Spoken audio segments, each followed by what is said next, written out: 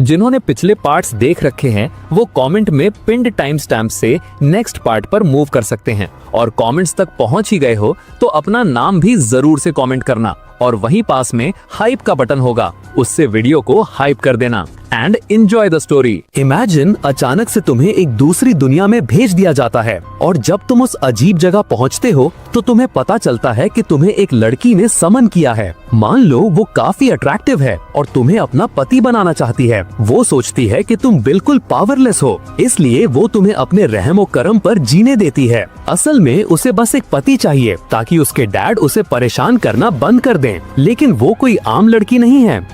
Extremely well endowed होने के अलावा वो बहुत ज्यादा स्ट्रॉन्ग भी है। असल में वो इस दुनिया की सबसे रिस्पेक्टेड जनरल्स में से एक है। बट यहाँ आने से पहले तुमने अपनी पूरी जिंदगी दुनिया का सबसे बड़ा असैसिन बनने की ट्रेनिंग में लगा दी। हर कोई तुम्हारा नाम जानता था, तुम्हें जिंदा सबसे खतरनाक इंसान माना जाता था। लेकिन अचानक से एलीट स्पाइस तुम्हारा शिकार करने लगते हैं और फिर तुम्हें एक दूसरी दुनिया में भेज दिया जाता है। तो तुम क्या करोगे? क्या तुम उसे सच बताओगे कि तुम एक हाईली ट्रेंड किलर हो, या फिर पूरी जिंदगी वायलेंस, खून खराबा और सर्वाइवल के बाद तुम हार मानकर एम्प्रेस के रखेल की आसान जिंदगी एंजॉय करोगे? सच कहूँ तो मैं तो टेम्प्टेड हो जाऊंगा। शायद मैं इसके बारे में बार बार सोचूंगा। लेकिन हमारा हीरो क्या चुनेगा? इसी वक्त स्टोरी हमें दिखाती है कि उसे अभी भी वही असैसिन गिल्ड चेस कर रही है जिसका वो कभी हिस्सा था। चेस के दौरान अचानक एक ब्लास्ट होता है और फिर सीन कट होता है एम्प्रेस पर, जो एक समनिंग रिचुअल कर रही है। वो ऐलान करती है, मेरे अंदर मौजूद स्पिरिट के नाम पर मैं एक अलग टाइम और स्पेस से एक सर्वेंट को समन करती हूँ। अचानक उसके बेड पर कोई दिखाई देता है जिसका सर कपड़े से ढका हुआ है। वो फिगर कपड़ा हटाता है, आसपास देखता है और सोचता है, मुझे चेस गले वाले लोग कहाँ हैं? वो कंफ्यूज होकर इधर उधर देखता है, सिचुएशन को समझने की कोशिश करता है। लेकिन हम पहले से जानते हैं कि ये ट्रबल मेकर कौन है। ये और कोई नहीं, हमारा प्रोटैगनिस्ट है जिसे एम्प्रेस ने समन किया है, और इस एम्प्रेस का नाम है जी रॉयन। वो अपनी समनिंग से क्लियरली डिसअपॉइंटेड है क्योंकि जिस आदमी को उसने बुलाया है वो एक आम इंसान लग रहा था। वहीं दूसरी तरफ हमारा शेमलेस लड़का पहले ही ब्लश कर रहा था और सोच रहा था, गॉर्जियस, वो एंजेलिक चेहरा, वो फ्लॉलेस स्किन, वो एक जंगली बेकाबू समंदर की तरह है, एक ऐसी नेचुरल फोर्स जिसके पास एक अनबीटेबल स्पिरिट है। इसके लिए उसे ब्लेम भी नहीं कर सकते। तभी एम्प्रेस आ भरती है और बड़बड़ाती है, पता है क्या, ये असल में अच्छा है, तुम मेरा काफी टाइम बचाओगे। प्रोटैगनिस्ट, जो अभी भी अजीब फील कर रहा था, पूछता है, तुम कौन हो, हम कहाँ हैं? वो अपनी बाहें फैलाती है और जवाब देती है, मैं ग्रेट यांग डायनेस्टी की एम्प्रेस हूँ और आज से तुम इस एम्पायर के प्रिंस और मेरे पति हो। हमारा हीरो बस वहाँ खड़ा रह जाता है, बिल्कुल हैरान, जैसे उसके सर पर किसी ने मार दिया हो। वो अपना गला साफ करती है और कहती है, हाँ तुमने सही सुना, मेरे कुछ सलाहकार मुझसे शादी करने की जिद कर रहे थे। मैं उस परेशान करने वाले मिनिस्टर का प्रेशर नहीं झेलना चाहती थी, इसलिए मैंने तुम्हें पॉलिटिकल कवर के लिए समन किया। हमारे हीरो की आंखें चमकने लगती हैं, वो तो जैसे ग्लो कर रहा था। वो पूछता है, तो मुझे यहाँ कुछ नहीं करना होगा, बस तुम्हारा पति बनकर रहना है। वो कंधे उचकाती है जैसे कह रही हो, हाँ बस इतना ही। और जाहिर है वो शेमलेस बदमाश बेड पर वापस गिर जाता है और एम्प्रेस को थोड़ा क्वालिटी टाइम बिताने के लिए इनवाइट करता है। लेकिन वो उसकी बात को तुरंत काट देती है। वो समझाती है कि बदकिस्मती से वो कोई भी वाइफली ड्यूटीज पूरी नहीं करेगी, लेकिन वो प्रॉमिस करती है कि उसे अपनी बाकी की जिंदगी में खाने, कपड़े या पैसों की चिंता करने की जरूरत नहीं पड़ेगी। वो स्लेव रिंग को हटाने का भी कोई तरीका ढूंढ लेगी जो समनिंग के दौरान उसके हाथ में आ गई थी। फिर वो उसे इंपीरियल हॉल में मिलने को कहती है और कमरे से चली जाती है। शाओवान बस वहाँ बैठा रह जाता है। वो नीचे रिंग की तरफ देखता है और सोचता है, तो ये वो कॉन्ट्रैक्ट रिंग है जिसके बारे में वो बात कर रही थी। जब तक मैं इसके असर में हूँ, मैं उसे चोट पहुँचाने के लिए कुछ नहीं कर सकता। तभी आखिरकार वो सिस्टम सामने आता है जिसका सबको इंतजार था और पूछता है, क्या आप सबसे पावरफुल सुप्रीम सिस्टम को एक्टिवेट करना चाहेंगे, हाँ या ना? हमारा हीरो कहता है, एक मिनट रुको, मैं एक दूसरी दुनिया में आया हूँ और उसके ऊपर से मुझे एक ओवर पावर्ड सिस्टम भी ऑफर किया जा रहा है। और वो कहता है, नहीं, तुम लोगों की तरह मुझे भी लगा था कि वो हाँ कहेगा, लेकिन हे, हमारा लड़का जानता है कि वो क्या कर रहा है। फिर वो बोलना शुरू करता है, जब मैं बच्चा था तो मुझे एक अनाथ के रूप में गोद लिया गया था। जिंदा रहने के लिए मुझे लगातार मारना और ट्रेन करना पड़ता था। जिस असैसिन गिल्ड के लिए मैं काम करता था उसकी वजह से मैं ये भी नहीं चुन सकता था कि किसे मारना है। सबसे स्ट्रॉन्ग बनने की चाह में मैं उस रास्ते पर पहले ही चल चुका हूँ। बस बहुत हुआ, जो मुझे अब चाहिए वो यही है। बिना किसी जिम्मेदारी के एक लाड़ प्यार वाले प्रिंस बनने से बेहतर क्या हो सकता है। वो संतुष्ट होकर बैठ जाता है, लेकिन तभी सिस्टम कहता है क्योंकि तुमने मना कर दिया है, अब हम तुम्हारी मेमोरी मिटा देंगे और दूसरे कैंडिडेट के पास चले जाएंगे। शियोवन बस उसे घूरता रहता है और तभी सिस्टम ग्लिच करने लगता है। कनेक्शन फेल, डिस्कनेक्ट करने की कोशिश फेल, यूजर के साथ जबरदस्ती बॉन्ड करने की कोशिश fail, host ultra dimensional plane earth से है, पैरासाइट मोड में एंटर कर रहा है फेल, सिस्टम बुरी तरह से बग आउट कर रहा था। वो हर तरीका आजमा रहा था लेकिन कुछ काम नहीं कर रहा था। 9,999 फेल्ड अटेम्प्ट्स के बाद वो हार मान लेता है और मिन्नतें करता है, क्या मैं कम से कम आपका असिस्टेंट बन सकता हूँ प्लीज। हमारा हीरो बस वहाँ खड़ा खुद से सोचता है, तो अब ये चीज मेरा सिस्टम नहीं होगी, ये मेरा गुलाम होगा। हाँ, इसके लिए मैं तैयार हूँ। वो सिस्टम को एक नाम देने का फैसला करता है,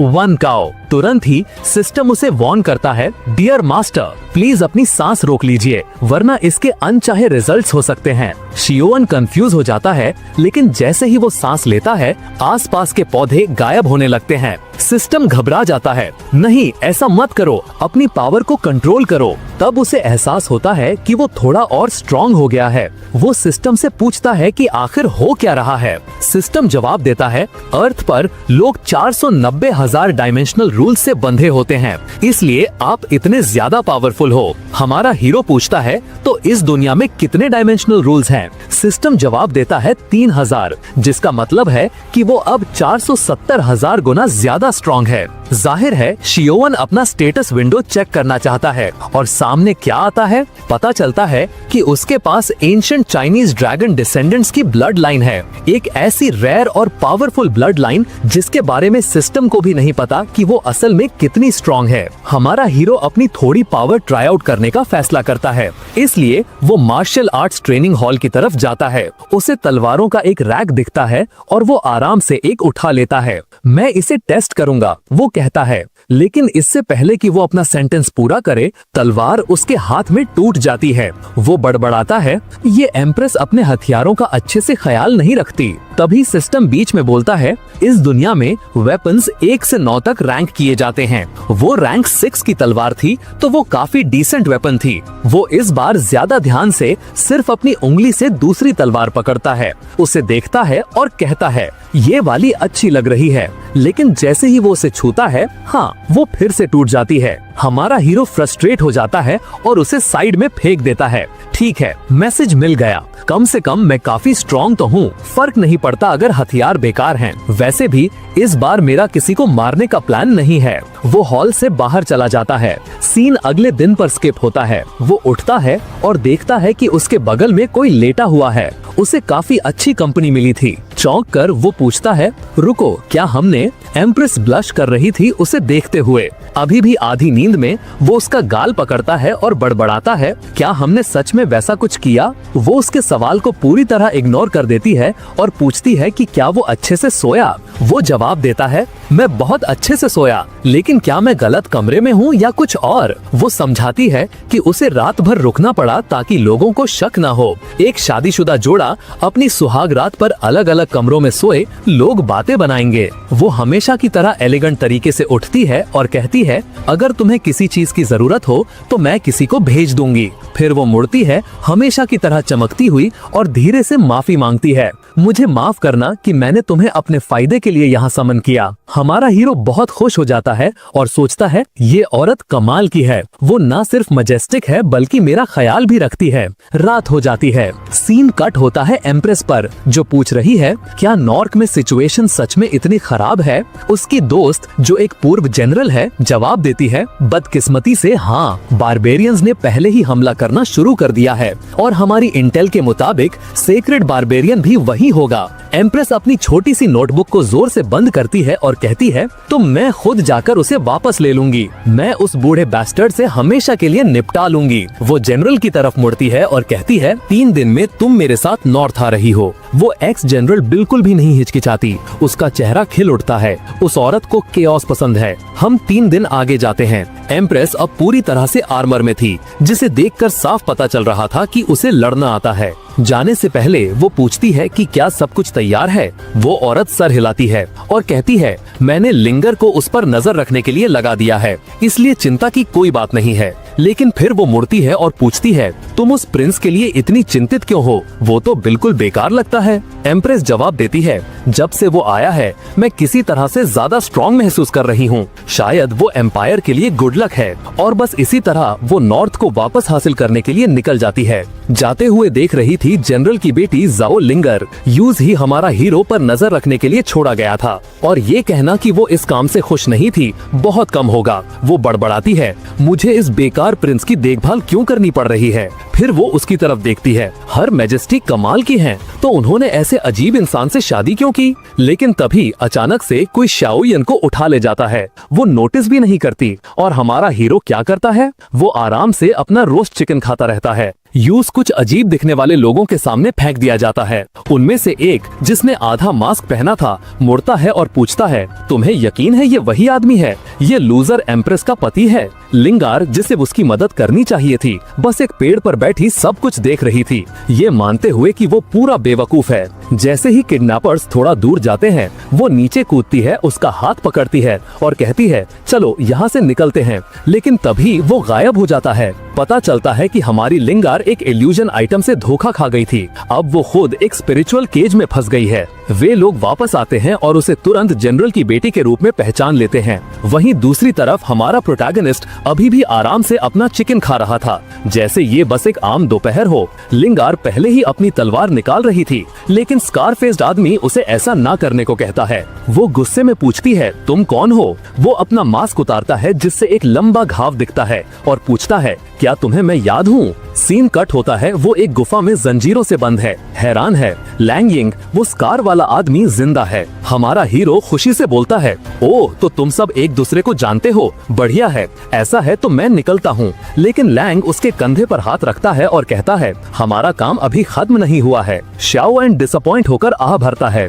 ठीक है फिर, लगता है मुझे इंतजार करना पड़ेगा। स्कारफेस मन ही मन सोचता है, कम से कम एम्प्रेस के पति में हिम्मत तो है। फिर वो शाओएन को एक शीशी देता है और कहता है, तुम्हें इसे एम्प्रेस के पानी में मिलाना है। शाओएन उसे लेता है और आराम से जवाब देता है, ठीक है, कोई दिक्कत नहीं। लैंग उसे शक की नजर से देखता है, ये सब कुछ ज्यादा ही आसानी से हो रहा है। वो वॉर्न करता है कि ये एक नॉन वर्बल प्रॉमिस आइटम है, अगर तुम इसे पीते हो और डील तोड़ते हो तो तुम मर जाओगे। इससे पहले कि वो अपनी बात पूरी करे, शाओएन उसे पूरा पी जाता है। फिर उसकी तरफ मुड़कर कहता है, ठीक है, अब मैं जा सकता हूँ, मुझे काम है। अगर मैंने ज्यादा देर की तो वो इंपीरियल गार्ड्स मुझे ढूंढने लगेंगे। लैंग खाली बोतल को देखता रह जाता है, बिल्कुल हैरान, मैं इस जैसे आदमी का क्या करूं? वो सोचता है, हमारा हीरो ऐसे बैठा था जैसे कह रहा हो, जो तुमने कहा मैंने सब किया, अब मुझे जाने दो यार। लिंगार उस पर चिल्लाती है, बेशरम गद्दार, एम्प्रेस ने तुम जैसे किसी को कैसे चुन लिया? लैंग उसे डांटता है, तुम बेवकूफ हो,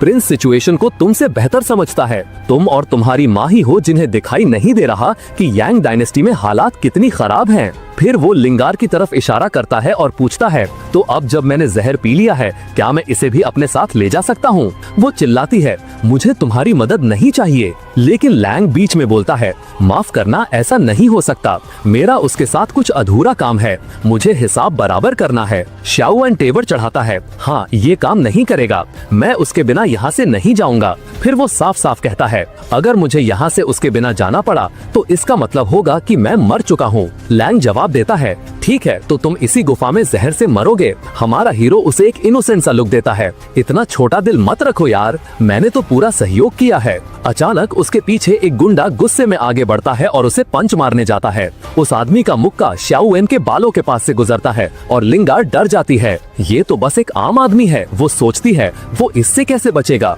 लेकिन जब वे दोबारा देखते हैं, वो अभी भी वही बैठा उबासी ले रहा था। दोनों हैरान होकर वही जम जाते हैं और सोचते हैं वो इतना शांत कैसे है। एक सीरियस एक्सप्रेशन के साथ शियाउन कहता है, तुम वो हाथ हटाने वाले हो या नहीं? उस आदमी ने अभी भी उसके बाल पकड़े हुए थे। शियाउन बस बड़बड़ाता है, मेरे बालों को हाथ मत लगाना। फिर वो आलस से एक साइड पंच मारता है और एक बहुत बड़ा ब्लास्ट होता है। लगता है वो आदमी तो हवा में ही उड़ गया। पूरी गुफा हिलने लगती है। हमारा हीरो अपना सर टेढ़ा करता है, सोचते हुए कि ये क्यों हुआ।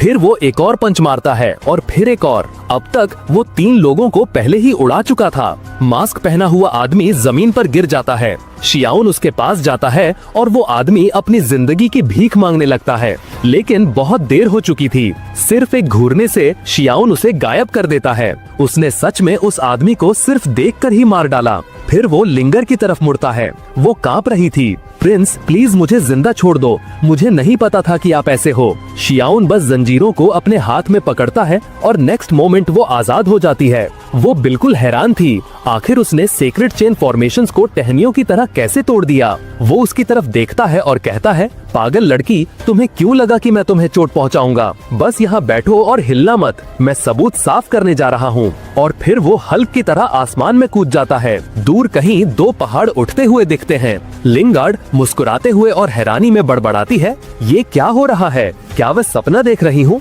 क्या वो एक पहाड़ है जो इधर उधर कूद रहा है? रुको, एक पहाड़ इस तरफ क्यों आ रहा है? और वो रहा हमारा चैड हीरो पूरा का पूरा पहाड़ उठाए हुए। वो उसे एक बूम की आवाज के साथ उसके पीछे गिरा देता है। शियाउन बेफिक्री से चलता है और कहता है, लो अब कोई सबूत नहीं बचा। लिंगार्ड बस वही बिल्कुल हैरान खड़ी रह जाती है। तो ऐसे छिपाते हैं जुर्म को? हाँ, हमारा हीरो पहले ही आगे बढ़ चुका था और कहता है, हे छोटी लड़की, जब वो पूछे तो बस कहना कि तुमने मुझे बचाया, ठीक है? वो बिल्कुल कंफ्यूज होकर पलके झपकाती है। रुको, क्या? तुम्हारा क्या मतलब है? एक स्ट्रेट फेस के साथ वो उसकी तरफ देखता है और कहता है, क्या तुम्हारी माँ ने तुम्हें कभी नहीं बताया कि बड़ों की बात सुननी चाहिए? वो अभी भी शौक में थी, लेकिन सर हिलाती है।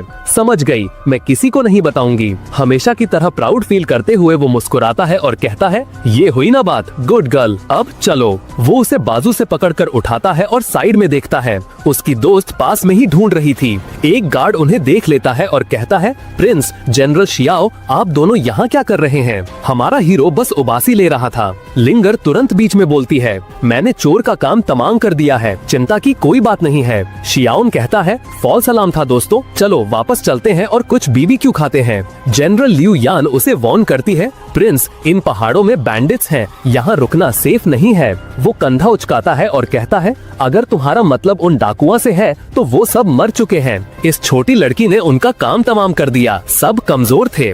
एक सोल्जर अपनी दोस्त से फुसफुसाती है, ओ माय गॉड, ये प्रिंस कितना बड़ा बेवकूफ है, ये ग्रेट जनरल को छोटी लड़की बुला रहा है। लेकिन शियाउन और लिंगर पहले ही आगे बढ़ चुके थे। ब्लॉन्डी लिंगार्ड पीछे मुड़ती है और दूसरे गार्ड्स को आगे बढ़ने के लिए कहती है। वो सब हैरान खड़े थे, सोचते हुए कि जनरल उसकी बात क्यों सुन रही है। सीन कट होता है हमारे प्रोटैगनिस्ट पर, जो अपना छोटा सा पिग रोस्ट कर रहा था, एकदम खुश। लिंगर बहुत प्यार से वहाँ आती है, उसके लिए काटने वाला एक छोटा चाकू लेकर। वो उसके ठीक बगल में बैठ जाती है, बस एक और टेस्टी बाइट का इंतजार करते हुए। दूसरे सोल्जर्स आपस में फुसफुसाते हैं, अब सब खत्म, जनरल पागल हो गई हैं। वो लिंगर की तरफ मुड़ता है और पूछता है, हे, क्या तुम जानते हो कि वो लोग कौन थे जिन्होंने हमें पकड़ा था? वो जवाब देती है, उनका लीडर, वो जिसके चेहरे पर घाव था, लियांग शू था, उसे 1 साल पहले मौत की सजा होनी थी। वो शॉक होकर पूछता है, मौत की सजा? शियाउन पलके झपकाता है, किस लिए? लिंगर बताती है, ये मेरी कमिंग ऑफ एज सेरेमनी के दौरान हुआ था। वो आईब्रो उठाता है, कमिंग ऑफ एज? रुको, तुम कितनी साल की हो? वो थोड़ा ब्लश करती है, 16। शियाउन विश्वास नहीं कर पाता, 16 और मर्डर और सर काटने की बातें ऐसे कर रही हो? तुम्हारी माँ जरूर पागल होगी। वो घबराकर हंसती है और सर हिलाती है। फिर वो उसे वार्न करती है, अब जब तुम एम्प्रेस के साथ हो तो तुम्हारा भी हंट किया जाएगा। एक घुड़सवार गार्ड कहता है, प्रिंस, अगर आप पैलेस में रहेंगे तो ज्यादा सेफ रहेंगे, वहाँ आप ज्यादा प्रोटेक्टेड रहेंगे। वो तुरंत मान जाता है, तुम सही हो, मैं पैलेस में ही आराम करूंगा, शांति से खाऊंगा और पीऊंगा। गार्ड्स चुपचाप सोचते हैं, क्या ये सच में मरने से इतना डरता है? शियाओन पहले से ही आगे भाग रहा था, चिल्लाते हुए, चलो पैलेस देखते हैं। उसके पीछे पीछे गॉसिप शुरू हो जाती है। कुछ लड़कियां फुसफुसा रही थीं कि लिंगर प्रिंस से कुछ ज्यादा ही चिपक रही है, कहीं वो उसे पसंद तो नहीं करती। जब वो पहाड़ी रास्ते पर चल रहे थे, शियाओन उसकी तरफ मुड़ता है और कहता है, हे, मैंने दूसरी लड़कियों को ब्लड क्लाउड नाम की किसी चीज के बारे में बात करते हुए सुना। वो क्या है? लिंगर गुस्से में बोलती है, ये कमबख्त गार्ड्स अपना मुंह बंद नहीं रख सकते। वो समझाती है, ब्लड क्लाउड एक ऐसी फोर्स है जो हमारे एम्पायर पर हमला करती रहती है, इसीलिए सबको प्रोटेक्शन टैक्स देने के लिए मजबूर किया जाता है। शियाओन तेवर चढ़ाता है, प्रोटेक्शन टैक्स? तुम्हारा क्या मतलब है? वो उस शेडी डील के बारे में बताती है। भ्रष्ट नेता लोगों से ब्लड क्लाउड ट्राइब से बचाने के लिए पैसे ले रहे हैं, लेकिन असल में उन्हें बचाने के लिए कुछ नहीं करते, वो बस पैसे अपनी जेब में डाल लेते हैं। और अब हालत और खराब करने के लिए एम्प्रेस को सत्ता से हटाने की बातें हो रही हैं,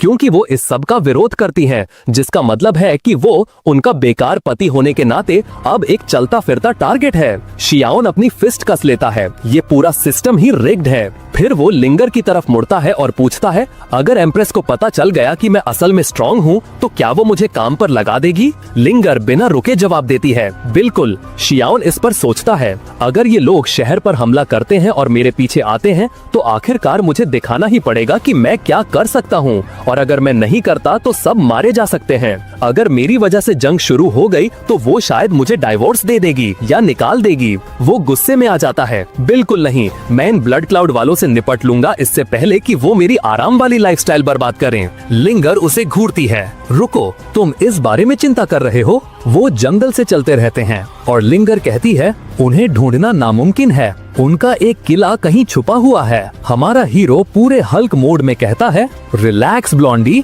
फिर आराम से उसे अपनी बाहों में उठाता है और आसमान में छलांग लगा देता है। बेचारी लड़की बिल्कुल हैरान थी, रुको, उसने इसके लिए कोई स्पिरिचुअल एनर्जी इस्तेमाल नहीं की। इस बीच वो उसे अपनी बाहों में लेकर लाइट की स्पीड से उड़ रहा था। वो चिल्ला रही थी, बिल्कुल घबराई हुई। स्लोली, सिस्टम बीच में बोलता है, मास्टर, आपको स्पीड तुरंत कम करनी होगी वरना ये मर जाएगी। थोड़ी देर बाद आखिरकार वो एक अनजान जगह पर उतरता है और शांति से कहता है, हम पहुंच गए। लिंगर, जिसके बाल बिखरे हुए थे और चक्कर आ रहे थे, लड़खड़ाते हुए कहती है, पहुंच गए? कहाँ पहुंच गए? हमारा प्रिंस अपना हाथ घुमाता है और सीधा एक अदृश्य दीवार में पंच मारता है। बूम, सब कुछ टूट जाता है और तड़ा, एक छिपा हुआ हवा में तैरता बेस उनके सामने आ जाता है। लिंगर की सांस रुक जाती है, तो इसीलिए उसे कोई कभी ढूंढ नहीं पाया। ये एक अदृश्य हवा में तैरता हुआ किला है। हमारा प्रोटैगनिस्ट सीधा अंदर जाता है और लिंगर को अपने पीछे आने को कहता है।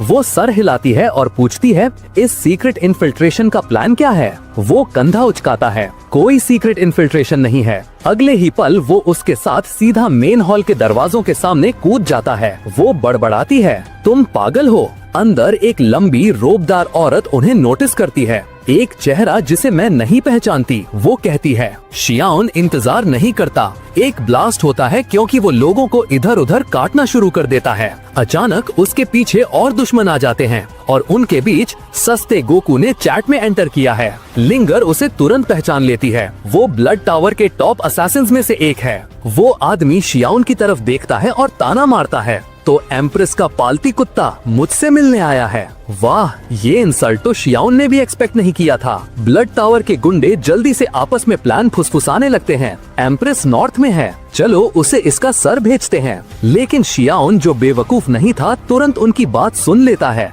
ये बहुत ज्यादा जानते हैं, शहर के अंदर जरूर कोई जासूस है। सस्ता गोकू कहता है, मैं इस कमजोर प्रिंस की पावर देखने के लिए मरा जा रहा था। लेकिन उसी पल उसे वो महसूस होता है, वो प्रेशर। शियाओन का ऑरा उनके ऊपर एक मैसिव दम घोटने वाला प्रेशर अप्लाई करता है। बस एक कोल्डी नजर और उनमें से आधे जमीन पर गिर जाते हैं कांपते हुए। सस्ता गोकू अपना सर पकड़ लेता है गिड़गिड़ाते हुए, प्रिंस रुको, ये सब एक गलतफहमी थी। गलतफहमी? शियाओन शांति से कहता है, मैं बस एक शांत आलसी जिंदगी जीना चाहता था, लेकिन तुमने मुझे मारने के लिए लोग भेजे। अब मेरे पास सब कुछ तबाह करने के अलावा कोई चारा नहीं है। वो अपना पुराना क्लासिक पंच चार्ज करता है और बूम, पूरा कमरा हवा में उड़ा देता है। वॉलमार्ट गोकू बिना किसी निशान के गायब। बचे हुए लोग घबराने लगते हैं। रुको, वो बेवकूफ कौन था जिसने कहा था कि ये प्रिंस कमजोर है? शियाओन लिंगर का हाथ पकड़ता है और मुस्कुराता है। तुम ठीक हो छोटी लड़की? वो हैरान खड़ी थी। इसे सच में नहीं पता कि ये कितना पावरफुल है ना? वो पूछती है, क्या तुम सच में पूरे ब्लड क्लैन को तबाह करने जा रहे हो? वो कहता है, बिल्कुल। अगला स्टॉप उनका मेन बेस। वो उनके वेयर हाउस में पंच मारकर घुस जाता है। हर तरफ सोने के सिक्के। बिना हिचकिचाए वो एक ग्रीडी आदमी की तरह उसमें कूद जाता है। इन्होंने मेरी नींद खराब की, वो बड़बड़ाता है। ये उसका मुआवजा है। लिंगर देखती है और जबकि वो समझ रही थी, वो फिर भी पूछती है, क्या ये थोड़ा ज्यादा नहीं है? वो जवाब देता है, ये उनके शहर को भ्रष्ट करने की कीमत है। तुम्हें इससे कोई प्रॉब्लम नहीं है ना? वो घबरा कर हंसती है, नहीं बिल्कुल नहीं। फिर वो सोने से एक पावरफुल टैलिस्मन उठाता है और उसकी तरफ फेंकता है। वो चौंक जाती है, रुको, तुम मुझ पर इतना हाई लेवल टैलिस्मन क्यों इस्तेमाल कर रहे हो? वो जवाब देता है, उनका बेस यहाँ से बहुत दूर है, मुझे फुल स्पीड जाना पड़ेगा, तो तुम्हें सफर में जिंदा रहने के लिए उसकी जरूरत पड़ेगी। सफर में जिंदा रहने का क्या मतलब है? इससे पहले कि वो सेंटेंस पूरा कर पाती, वो उसे फिर से उठा लेता है और वो निकल पड़ते हैं। टैलिस्मन के साथ भी उसकी हालत खराब हो रही थी। स्पीड बहुत ज्यादा थी। कुछ सेकंड्स बाद वो दुश्मन के बेस पर क्रैश लैंड करते हैं। लिंगर की हालत बिल्कुल डिजी थी। शियाओन हवा स्मेल करता है और तुरंत खून महसूस करता है। 10 आदमी उन्हें एक पल में घेर लेते हैं। एक आदमी आगे बढ़ता है। वो ताना मारता है, हमारे पवित्र बेस में कदम रखने की हिम्मत किसने की? लिंगर फ्रीज हो जाती है। उनका ऑरा बहुत डरावना है। फिर एक बूढ़ा आदमी सामने आता है। ये है ब्लड ट्राइब का लॉर्ड। लिंगर फुसफुसाती है, ये वही है जो इस सब के पीछे है। शियाओन आईब्रो उठाता है और पूछता है, तुम्हारी यांग डायनेस्टी से कोई दुश्मनी है क्या? वो आदमी हंसता है और बोलता है, हाँ है, पर तुम तो बस एक बेकार प्रिंस हो। वो कहता है, मुझे फर्क नहीं पड़ता। वैसे भी मैं मानता हूँ कि हमारे डिफेंस एरे को तोड़ने का मतलब है कि तुम्हारे पास कुछ पावरफुल है, शायद कोई रेयर आर्टिफैक्ट। फिर बिना रुके वो चिल्लाता है, मार डालो इसे। तभी एक आदमी अपना हाथ उठाता है और कहता है, मैं इससे खुद निपट लूंगा। लिंगर हमारे प्रोटैगनिस्ट की तरफ चिंता से मुड़ती है, संभल के, वो स्कल स्प्लिटर हुआन गैंग है। शियाओन देखता है और बोलता है, ये नाम तो फेक लगता है। वो पहले ही सोच रहा था कि उसे सबको खत्म करना होगा। अगर कोई बच निकला तो खबर फैल जाएगी कि वो बहुत पावरफुल है। आदमी आगे बढ़ता है। वो हमारे हीरो के आमने सामने आता है और बोलता है, मैंने एक्सपेक्ट नहीं किया था कि प्रिंस में कोई ताकत होगी। वो कहता है, लेकिन कोई फर्क नहीं पड़ता। फिर वो ब्लड ट्राइब लीडर की तरफ मुड़ता है और पूछता है, अगर मैं अपनी पूरी ताकत से लड़ा तो क्या तुम बाद में हीलर को बुलाओ है?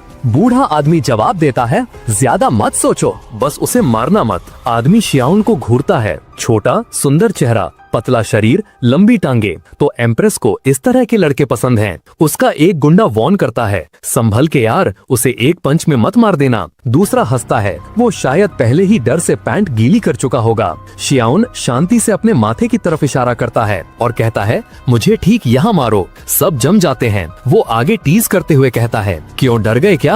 इससे आदमी गुस्से में आ जाता है। वो शियाओ के चेहरे पर सीधा एक पंच मारता है। सबकी आंखें फैल जाती हैं, लेकिन जाहिर है हमारा हीरो डिसअपॉइंट नहीं करता। वो पंच को एक उंगली से रोक लेता है। शियाओन मुस्कुराता है, क्या हुआ भाई, आज खाना नहीं खाया क्या? चलो थोड़ी ताकत लगाओ। आदमी एक और पंच मारता है, फिर से एक उंगली से रोक लिया। शियाओ बस अपनी उंगली उसकी तरफ हिलाता है। नोप, अभी भी काफी नहीं है। आदमी मुक्के बरसाता रहता है। उसके हाथों से खून बहने लगता है। फिर शियाओन अपने ऑरा मैनिफेस्ट करता है। नेक्स्ट मोमेंट आदमी का शरीर दीवार से जा टकराता है। उसका हाथ बिल्कुल कुचल गया था। शियाओन कमेंट करता है, दोस्तों मैं तुम्हारी टेक्निक की दाद देता हूँ। तुमने पंच मार मार कर खुद को ही लगभग मार डाला। बैकग्राउंड में कोई रो रहा था। डैम इट, इंटेलिजेंस डिवीजन, किसने कहा था ये आदमी कमजोर है? हमारे प्रिंस को भी उसके लिए बुरा लगता है। बेचारा सच में रो रहा था कि वो कितनी बुरी तरह से पीटा गया। लेकिन शियाओन अचानक नोटिस करता है, दूसरे टावर्स के लोग भी यहाँ हैं और वो किसी को बचने नहीं देगा। वो सब पर पंच बरसाता है।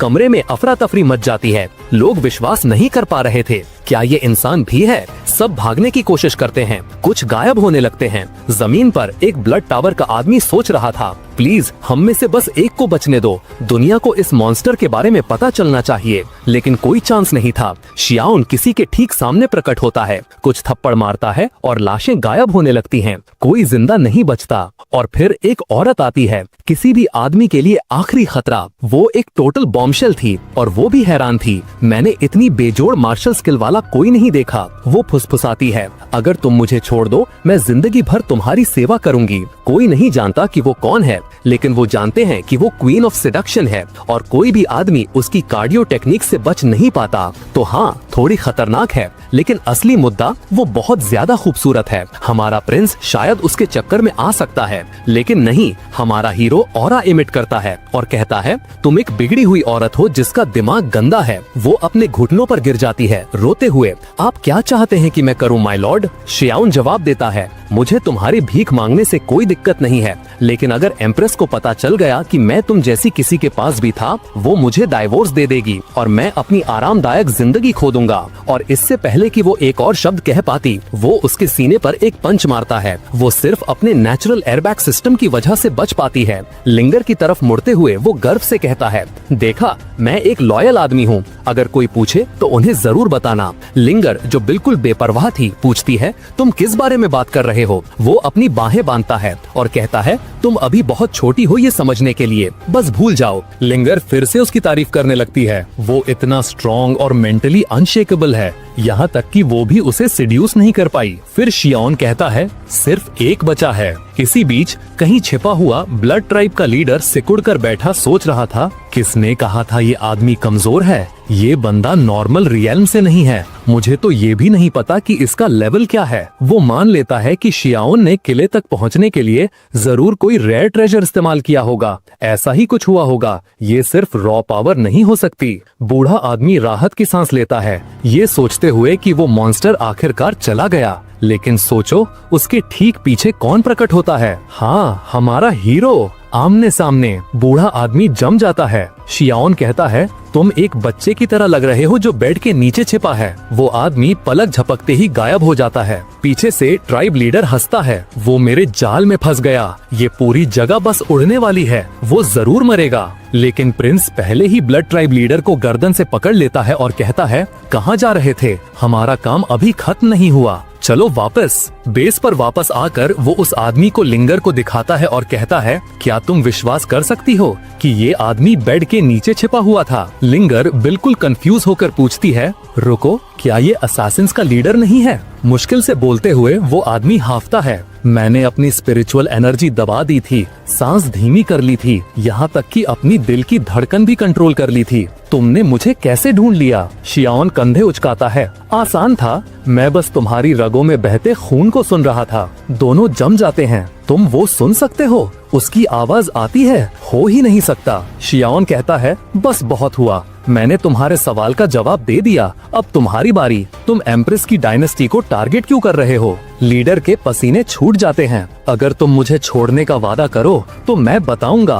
आधे सेकंड बाद वो आदमी पहले ही जीती जागती दुनिया से डिस्कनेक्ट हो चुका था। लिंगर बस घूरती रह जाती है। डैम, इसने बिल्कुल भी नहीं हिचकिचाया। बेचारा आदमी, क्या मैं अब घर जा सकती हूँ? अगले सीन में असैसिन का बेस अब एक झील के नीचे था। शियाओन ने ये कैसे किया किसे पता, लेकिन चलो इस पर सवाल नहीं उठाते। ये बंदा तो बेसिकली एनिमे का चक नॉरिस है। वो लिंगार्ड की तरफ मुड़ता है, चलो डिनर का टाइम हो गया है। वो मुस्कुरा रही थी, बिल्कुल क्यूरियस होकर, ये इतना स्ट्रॉन्ग कैसे है? लेकिन शियाओन उसकी बात काट देता है, बहुत हो गई क्यूरियोसिटी ब्लॉन्डी। वो घबराकर सर हिलाती है, फिर वो उसके सर पर थपथपाता है और कहता है, बच्चों को बस बड़ों की बात सुननी चाहिए, बस इतना ही। लिंगर मुंह बनाती है, मैं बच्ची नहीं हूँ। शियाओन मुस्कुराता है, ठीक है, तुम अब एक बड़ी औरत हो। कूल, अब चलो, मुझे भूख लगी है। जब वो चल रहे थे, वो उस लड़ाई के बारे में सोचती रहती है, उस आदमी के खून का बहना सुन पाना। तभी रॉयल गार्ड्स उन्हें ढूंढ लेते हैं। शियाओन नाटक करते हुए अपना सीना पकड़ लेता है और कहता है, शुक्र है तुमने वो टोकन ढूंढने में मेरी मदद की, अगर मैं उसे खो देता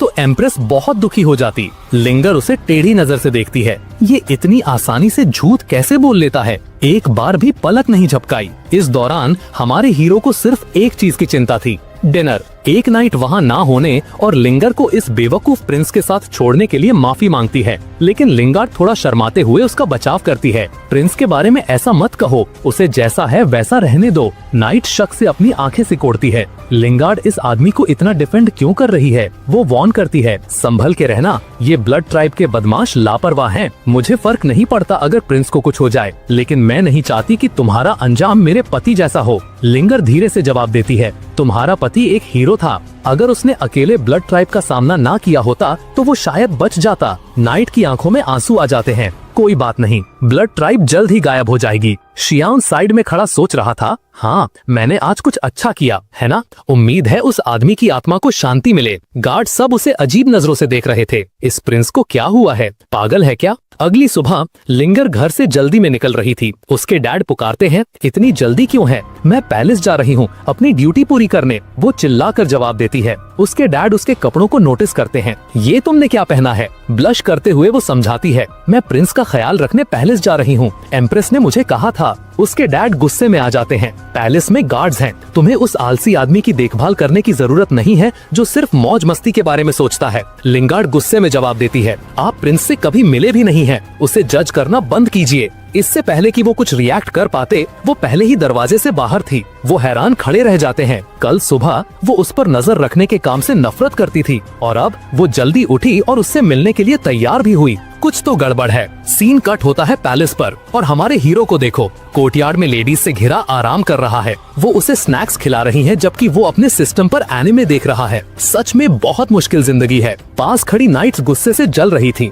एम्प्रेस नॉर्थ में जंग लड़ रही है और ये आदमी ऐसे जी रहा है जैसे रिटायर्ड हो। वो बस वहाँ लेटा सोच रहा था, रिटायर्ड लाइफ ही सबसे अच्छी लाइफ है। लेकिन फिर लिंगर को देखते ही वो जम जाता है। मेजर जनरल, वो आज ऐसे कपड़े पहन कर आई है। सब हैरान थे, किसी ने भी जनरल को ऐसे कपड़ों में पहले नहीं देखा था। हमारा हीरो ऊपर देखता है, ओ हे, तुम यहाँ क्या कर रही हो छोटी मिस? अजीब तरह से वो जवाब देती है, एम्प्रेस ने मुझे आपका ख्याल रखने को कहा था, मैं बस अपना काम कर रही हूँ। वो उसे हाथ से इशारा करता है, चली जाओ, तुम मेरा वाइब खराब कर रही हो, मुझे प्रोटेक्शन नहीं चाहिए। वो घबराया हुआ था कि कहीं वो गलती से ये ना बता दे कि वो असल में पावरफुल है और अगर ऐसा हुआ तो उसे काम करना पड़ेगा। नाइट्स वहाँ खड़ी सोच रही थी, ये प्रिंस अब मेजर के साथ भी फ्लर्ट कर रहा है, ये पागल हो गया है। लेकिन वो आगे बढ़ती है और कहती है, मैं नहीं जा रही, मैं यहीं आपके साथ रहूंगी। ये एम्प्रेस का सीधा ऑर्डर है, मैं इसे नहीं तोड़ूंगी। उसके पीछे एक गार्ड घबरा रही थी। ओ नहीं, किसी ने इसका दिमाग खराब कर दिया है,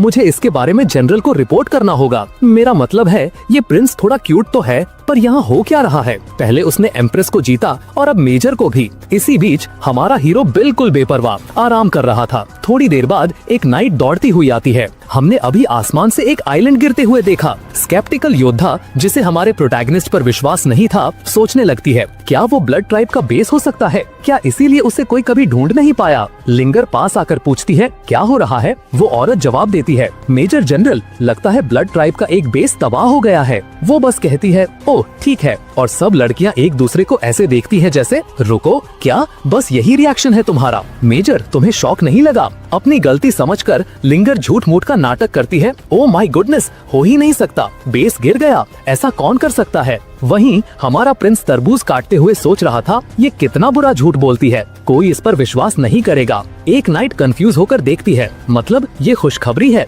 लेकिन मुझे अभी भी समझ नहीं आया। लिंगर उससे पूछती है, तुम खुश क्यों नहीं हो? क्या ये तुम्हारे पति का बदला नहीं है? नाइट आह भरती है, मैं बस चिंतित हूँ। माना कि उनका एक बेस तबाह हो गया, लेकिन वो हमारे इलाके में गिरा है। क्या होगा अगर उनके मेन बेस का लीडर यहाँ आ गया? क्या होगा अगर किंग ऑफ असैसिन्स आ गया? शियान और लिंगर कोने में हंस रहे थे। अब नाइट पूरी तरह से कंफ्यूज थी। ये लोग हंस क्यों रहे हैं? ये सीरियस बात है। वो चिल्लाती है, मेजर आप हंस क्यों रही हैं? ये डायनेस्टी के लिए जीने मरने का सवाल है। क्या आप अब सिर्फ प्रिंस के बारे में सोच रही हैं? लिंगार्ड चौंक जाती है, क्या तुम क्या कह रही हो? वो समझाने ही वाली थी कि श्यान अचानक उसके सर के पीछे हल्के से मारता है। मैंने वहाँ से सब कुछ सुना। तुम तब मुस्कुरा रही थी जब हम एक नेशनल क्राइसिस का सामना कर रहे हैं। तुम्हें इसे सीरियसली लेना शुरू करना होगा। शर्मिंदा होकर लिंगार्ड बड़बड़ाती है कि वो लगभग उसका राज खोल ही देती। नाइट जमी हुई खड़ी थी, हैरान कि उसने अभी लिंगार्ड को प्रिंस से पिटते हुए देखा। श्यान उसके कंधे पर हाथ रखता है और कहता है,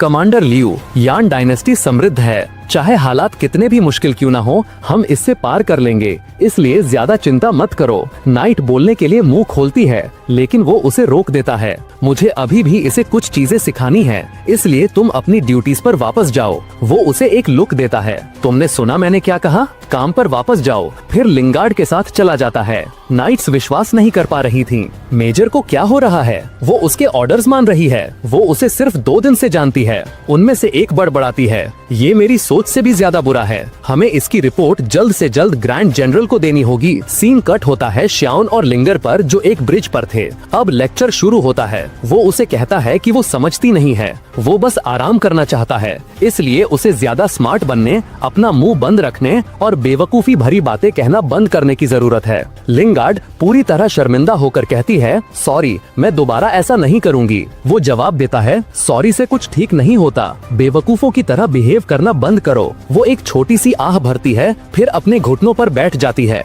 प्लीज मुझे अपना शिष्य बना लीजिए, मैं एक दिन आपके जैसी स्ट्रॉन्ग बनना चाहती हूँ। लेकिन शाओन उसकी तरफ पीठ कर लेता है, पहले ही हाथ उठाकर जैसे अलविदा कह रहा हो। मुझे खुद नहीं पता कि मैं इतना स्ट्रॉन्ग कैसे बना। वो हाँफ जाती है। आपका क्या मतलब है? आप क्रेजी पावरफुल हैं, आपको ट्रेनिंग करना कैसे नहीं पता हो सकता? वो उसके सामने कूदती है। मैं एक अडल्ट हूँ, प्लीज मुझे सिखाओ, मैं बच्ची नहीं हूँ। लेकिन वो शांति से कहता है, मैं झूठ नहीं बोल रहा, मैं तुम्हें कुछ नहीं सिखा सकता, और चला जाता है। सिस्टम पिंक करता है। वो अपनी एक लड़की को उसे खाना खिलाने के लिए बुलाता है। आधे महीने बाद हमारा हीरो पहाड़ों में आराम कर रहा था, अपने लिए एक छोटा सा पिग रोस्ट कर रहा था और जिंदगी एंजॉय कर रहा था। तभी एक जवान योद्धा रिपोर्ट करने के लिए दौड़ता हुआ आता है। ये कंफर्म हो गया है कि ब्लड ट्राइब का मेन बेस उस रहस्यमयी आदमी ने तबाह कर दिया था। स्कल स्प्लिटर, सिडक्शन क्वीन, यहाँ तक कि ग्रैंड चीफ, उन सब की लाशें मिल गई हैं। जनरल अपने जबड़े भींच लेती है। मैंने पूरा महीना स्ट्रेस में गुजारा, ये सोचते हुए कि वो किसी भी पल हम पर हमला कर देंगे, लेकिन वो पहले ही जा चुके हैं। थोड़ी देर बाद वो अपने पति का सोल क्रिस्टल पकड़े हुए दिखती है और रो पड़ती है। वो रोते हुए भी मुस्कुरा रही थी। आखिरकार किसी ने उसका बदला ले लिया। लिंगार्ड हमारे प्रोटैगनिस्ट की तरफ मुड़ती है और उसे फिर से शुक्रिया कहती है। वो कंधे उचकाता है, ये मैं नहीं था, शायद कोई और था। अगर तुम शुक्रिया कहना चाहती हो तो जाकर मेरे लिए ये मीट काट दो। मुंह बनाकर वो छोटा चाकू पकड़ती है और एक अच्छे असिस्टेंट की तरह उसे काटने लगती है। लेकिन हमारा हीरो बस दूर खड़ी जनरल पर एक नजर डालता है, उसे रोते हुए देखता है। Scene cut. कहीं बीच में एक पोर्टल खुलता है। 2 अजीब से आदमी बाहर निकलते हैं। बॉस, क्या ये यान डायनेस्टी है? उनमें से एक पूछता है। हाँ, बॉस सर हिलाता है। कहते हैं यहाँ किसी ने ब्लड ट्राइब का मेन बेस तबाह कर दिया है। हम ये पता करने आए हैं कि कौन है। जहाँ तक हम जानते हैं इस धरती पर कोई भी इतना स्ट्रॉन्ग नहीं होना चाहिए, इसलिए हम कुछ छानबीन करेंगे। सीन शिफ्ट होता है नॉर्दर्न बॉर्डर पर। जनरल और एम्प्रेस वहाँ खड़े थे और कह सकते हैं कि वो जंग के लिए पूरी तरह तैयार थे। उसी पल एक संदेशवाहक इंपीरियल सिटी से एक चिट्ठी लेकर आता है। क्योंकि ये कुरियर से आई थी, खबर लेट थी। अब जाकर उन्हें पता चल रहा था कि ब्लड ट्राइब का पहला बेस गिर गया है। लेकिन एम्प्रेस चिट्ठी में एक साइड नोट देखती है। जाहिर है लिंगार्ड हर दिन एक्स्ट्रा ध्यान से कपड़े पहन रही है और शाओन का साथ छोड़ने से मना कर रही है। एम्प्रेस रुक जाती है। मुझे नहीं लगा था कि उसमें इस तरह का चार्म है। उसके दिमाग में उसका एक छोटा वर्जन आता है जो सोचता है, वेल, वो थोड़ा क्यूट तो है। नहीं, फर्क नहीं पड़ता वो कितना क्यूट है, वो ऐसा नहीं कर सकता। इस बीच ग्रैंड जनरल गुस्से में थी। वो लिंगार्ड की माँ थी और कहती है, मैं इसे ऐसे ही नहीं जाने दूंगी। मेरी बेटी एम्प्रेस के प्रिंस के साथ फ्लर्ट कर रही है। लेकिन तभी उफक पर कई बारबेरियंस दिखाई देते हैं, जिनका नेतृत्व एक अजीब सा बूढ़ा समनर कर रहा था। जनरल दांत पीसती है, मैं इनसे निपटूंगी। एम्प्रेस, तुम उस बूढ़े आदमी को संभालो। और जंग शुरू हो जाती है। मैजिक उड़ रहा था, हथियार टकरा रहे थे, हर तरफ केओस था। एम्प्रेस समनर की तरफ कूदती है। तो तुमने मौत चुनी है, वो कोल्डली कहती है। बूढ़ा आदमी जवाब देता है, दुख की बात है, मैं तो बस बारबेरियंस के लिए और समृद्धि लाने आया हूँ। वो सर हिलाती है, बड़े अफसोस की बात है, तुम उनका अंत लाओगे। वो उस पर वार करती है, तुम्हें कभी अपना शहर नहीं छोड़ना चाहिए था। ग्रेट ब्लेसिंग के बिना तुम मेरा मुकाबला नहीं कर सकते। बूढ़ा आदमी पीछे हटता है, ये समझने लगता है कि वो सच में उतनी ही स्ट्रॉन्ग है जितना कहते हैं। लेकिन फिर वो एक खोपड़ी पर अजीब सा स्पेल करना शुरू कर देता है। उसके अंदर किसी तरह की पावर पावर सील करते हुए।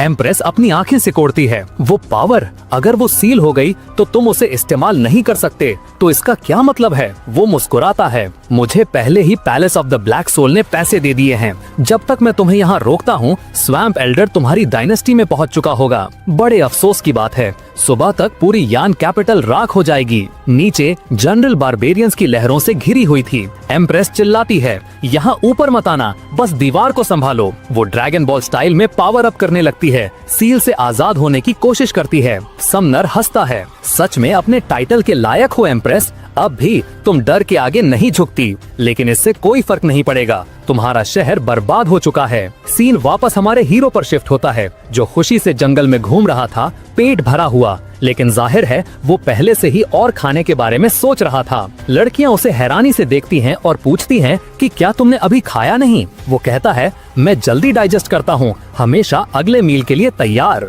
वो उफक की तरफ देखता है, अगले स्नैक स्टॉप की तलाश में। हे, वो लिंगर से पूछता है, तुम्हारी जनरल दोस्त लियू यान कहाँ है? वो जो हमेशा आसपास रहती है। वो आपके लिए थोड़ी वाइन लेने गई है, योर हाइनेस। वो आईब्रो उठाता है। वो उस शहर में गई है जिसे उसके पति ने बचाया था। लिंगर सर हिलाती है। उसने ये फैसला खुद लिया। उम्मीद है आप गुस्सा नहीं होंगे। शियाओ हाथ हिलाकर मना कर देता है, मैं इतना जालिम नहीं हूँ। फिर वो कहता है, अगर शहर में अच्छी वाइन है तो वहाँ अच्छा खाना भी होगा, चलो वहीं चलते हैं। लेकिन फिर वो कहता है, तुम लड़कियां यहीं रुको। अगर वो वाइन लेकर वापस आई और यहाँ किसी को नहीं पाया तो वो घबरा जाएगी। नाइट्स तुरंत विरोध करती हैं, बिल्कुल नहीं, हमारा मिशन आपको प्रोटेक्ट करना है। प्रिंस उन्हें हाथ से इशारा करके मना करता है, जरूरत नहीं, मुझे प्रोटेक्ट करने के लिए ये छोटी लड़की है ना। वो सब की तरफ पीठ करता है। सीन शिफ्ट होता है। शहर में एक बेचारी पर हमला हो रहा था। वो 2 नकाबपोश हमलावरों के खिलाफ डटी हुई थी। तुम यान डायनेस्टी पर हमला करने आए हो। वो तुरंत समझ जाती है, hall of the black soul barbarian kingdom के साथ हमें गिराने की कोशिश कर रहा है।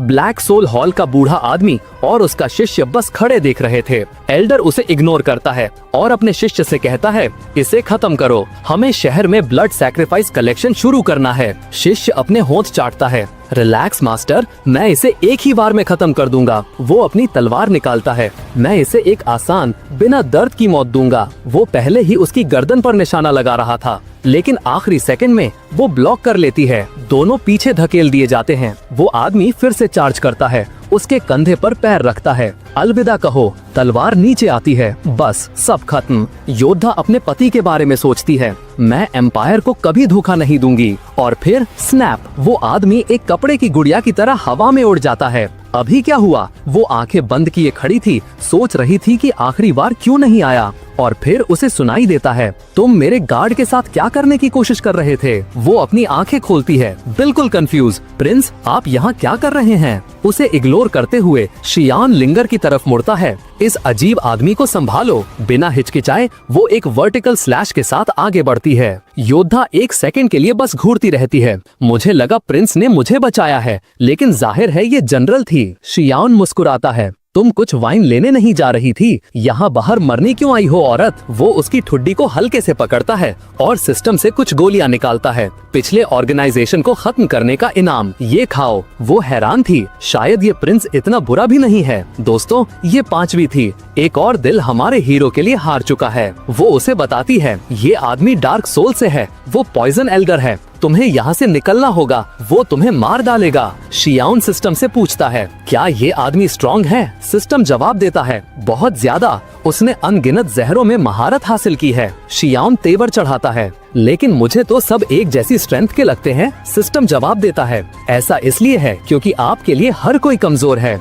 अब कोई साफ अंतर नहीं दिखता। और अब सिस्टम असली खबर देता है, वो आदमी अवेकनिंग के 8वें लेवल पर है, लिंगर सिर्फ लेवल 3 पर है। इसका मतलब है कि वो हार जाएगी। लेकिन ठीक उसके पीछे जनरल खड़ी थी। अगर शियाउन अब कुछ भी सीरियस करता है तो वो देख लेगी कि वो असल में कितना स्ट्रॉन्ग है, और इसका मतलब है कि वो एम्प्रेस को बता देगी और फिर उसे काम करना पड़ेगा। ये बेचारा आलसी जीनियस बस बेरोजगार रहने के लिए दिमागी कसरत कर रहा था। जनरल आगे बढ़ती है, प्रिंस चिंता मत कीजिए, मैं आपको मरने नहीं दूंगी। वो मन ही मन सोचती है, बेचारा, मेरा मन कर रहा है कि इसे इतना जोर से मारूं कि ये इस दुनिया से गायब हो जाए। वो जोर से कहता है, तुमने अभी गोली खाई, क्या तुम सच में इतनी जल्दी मरना चाहती हो? वो नीचे देखती है, उसके हाथ पूरी तरह से ठीक हो चुके थे, उसके सारे घाव गायब हो चुके थे। वो सोचती है उसने मुझे इतनी महंगी दवा दी। वो एक गिरी हुई तलवार उठाती है, मैं मदद करूंगी। अगर हम सिर्फ टाइम भी खरीद सकें तो शायद एम्प्रेस यहाँ पहुंचकर हम सबका बदला ले लेंगी।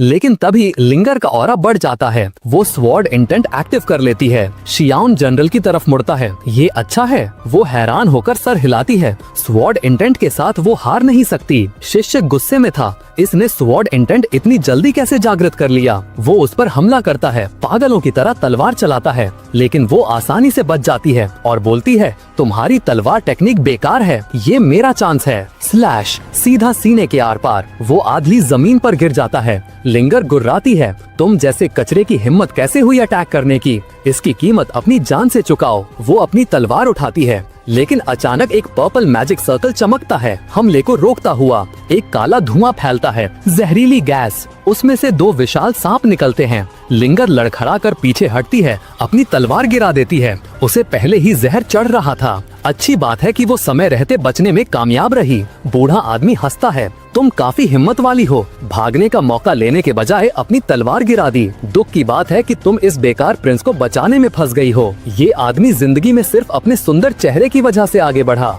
लिंगर मन ही मन मुस्कुरा रही थी। बेचारे बेवकूफ, इन्हें अंदाजा भी नहीं है कि प्रिंस असल में कितना डरावना है। लेकिन रुको, क्या प्रिंस लड़ना चाहता है? एक ऑस्कर वर्दी परफॉर्मेंस देते हुए शियाओन आगे बढ़ता है और कहता है, रुको बूढ़े आदमी, मैं जानता हूँ तुम कौन हो और तुम क्या कर सकते हो। मैं तुम्हें एम्प्रेस के सारे राज बताने को तैयार हूँ, मैं बस जीना चाहता हूँ। जनरल हाफ जाती है, योर हाइनेस आप ये क्या कर रहे हैं? लेकिन लिंगर उसका हाथ पकड़ती है और फुसफुसाती है, चिंता मत करो, प्रिंस को अच्छे से पता है कि वो क्या कर रहा है। कुछ चीजें हैं जो मैं तुम्हें अभी नहीं बता सकती। गार्ड सोच रही थी, ये इतनी अजीब क्यों हो गई है? बूढ़ा आदमी रुक जाता है। एम्प्रेस के राज तुम कहते हो? अगर राज काम का हुआ तो मैं तुम्हें जिंदा छोड़ दूंगा। शियाओन सर हिलाता है, ठीक है, पहले इन्हें जाने दो। अगर मैं जिंदा ना भी बचूं तो कम से कम 2 लोग तो सुरक्षित रहेंगे। जनरल हैरान रह जाती है, रुको, वो पहले हमें बचाने की कोशिश कर रहा है। वो आगे बढ़ती है, योर एक्सेलेंसी आपको बचाना हमारा कर्तव्य है,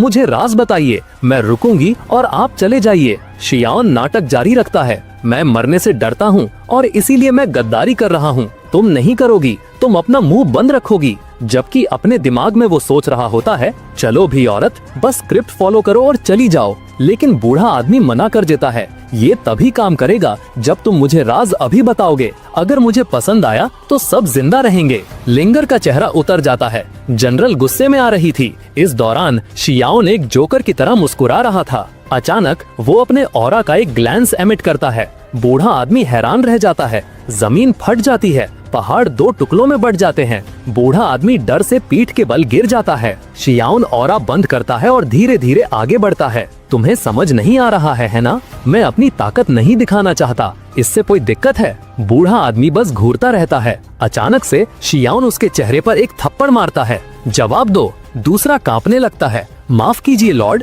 शियाओन चिल्लाता है, मैं 20 साल का हूँ, मैं कोई लॉर्ड नहीं हूँ। स्मैक, एक और थप्पड़। ओके, अब मुझे बुरा लग रहा है, बेचारे दादाजी पर अत्याचार हो रहा है। बूढ़ा आदमी अपना सर झुकाता है, मैं माफी चाहता हूँ माय लॉर्ड। शियाओन अपना कान उसके पास ले जाता है, सुनाई नहीं दिया। जोर से वो आदमी चिल्लाता है, माय लॉर्ड, और फिर से स्मैक स्मैक, 2 और थप्पड़। शियाओन बोलता है, तो अब चिल्लाना जोर से बोलने के बराबर है, यही बात है। और सच कहूँ तो इस पॉइंट पर मुझे लगता है कि उसे इस आदमी को थप्पड़ मारना पसंद है। जनरल जमीनी हुई खड़ी थी, बिल्कुल हैरान, बूढ़ा आदमी लड़ क्यों नहीं रहा? लिंगर झुकती है और फुसफुसाती है, प्रिंस सच में स्ट्रॉन्ग है, लेकिन एम्प्रेस को पता नहीं चलना चाहिए, ठीक है? जनरल तुरंत समझ जाती है, तो ये बात है, इसीलिए वो अब इतना अलग बिहेव कर रही है। क्या शियाओन पावरफुल है? और फिर गार्ड पूछती है, तो ब्लड टावर वाले दिन? लिंगर सर हिलाती है, बिल्कुल, वो रहस्यमयी आदमी जिसने ब्लड टावर को तबाह किया, वो यही था।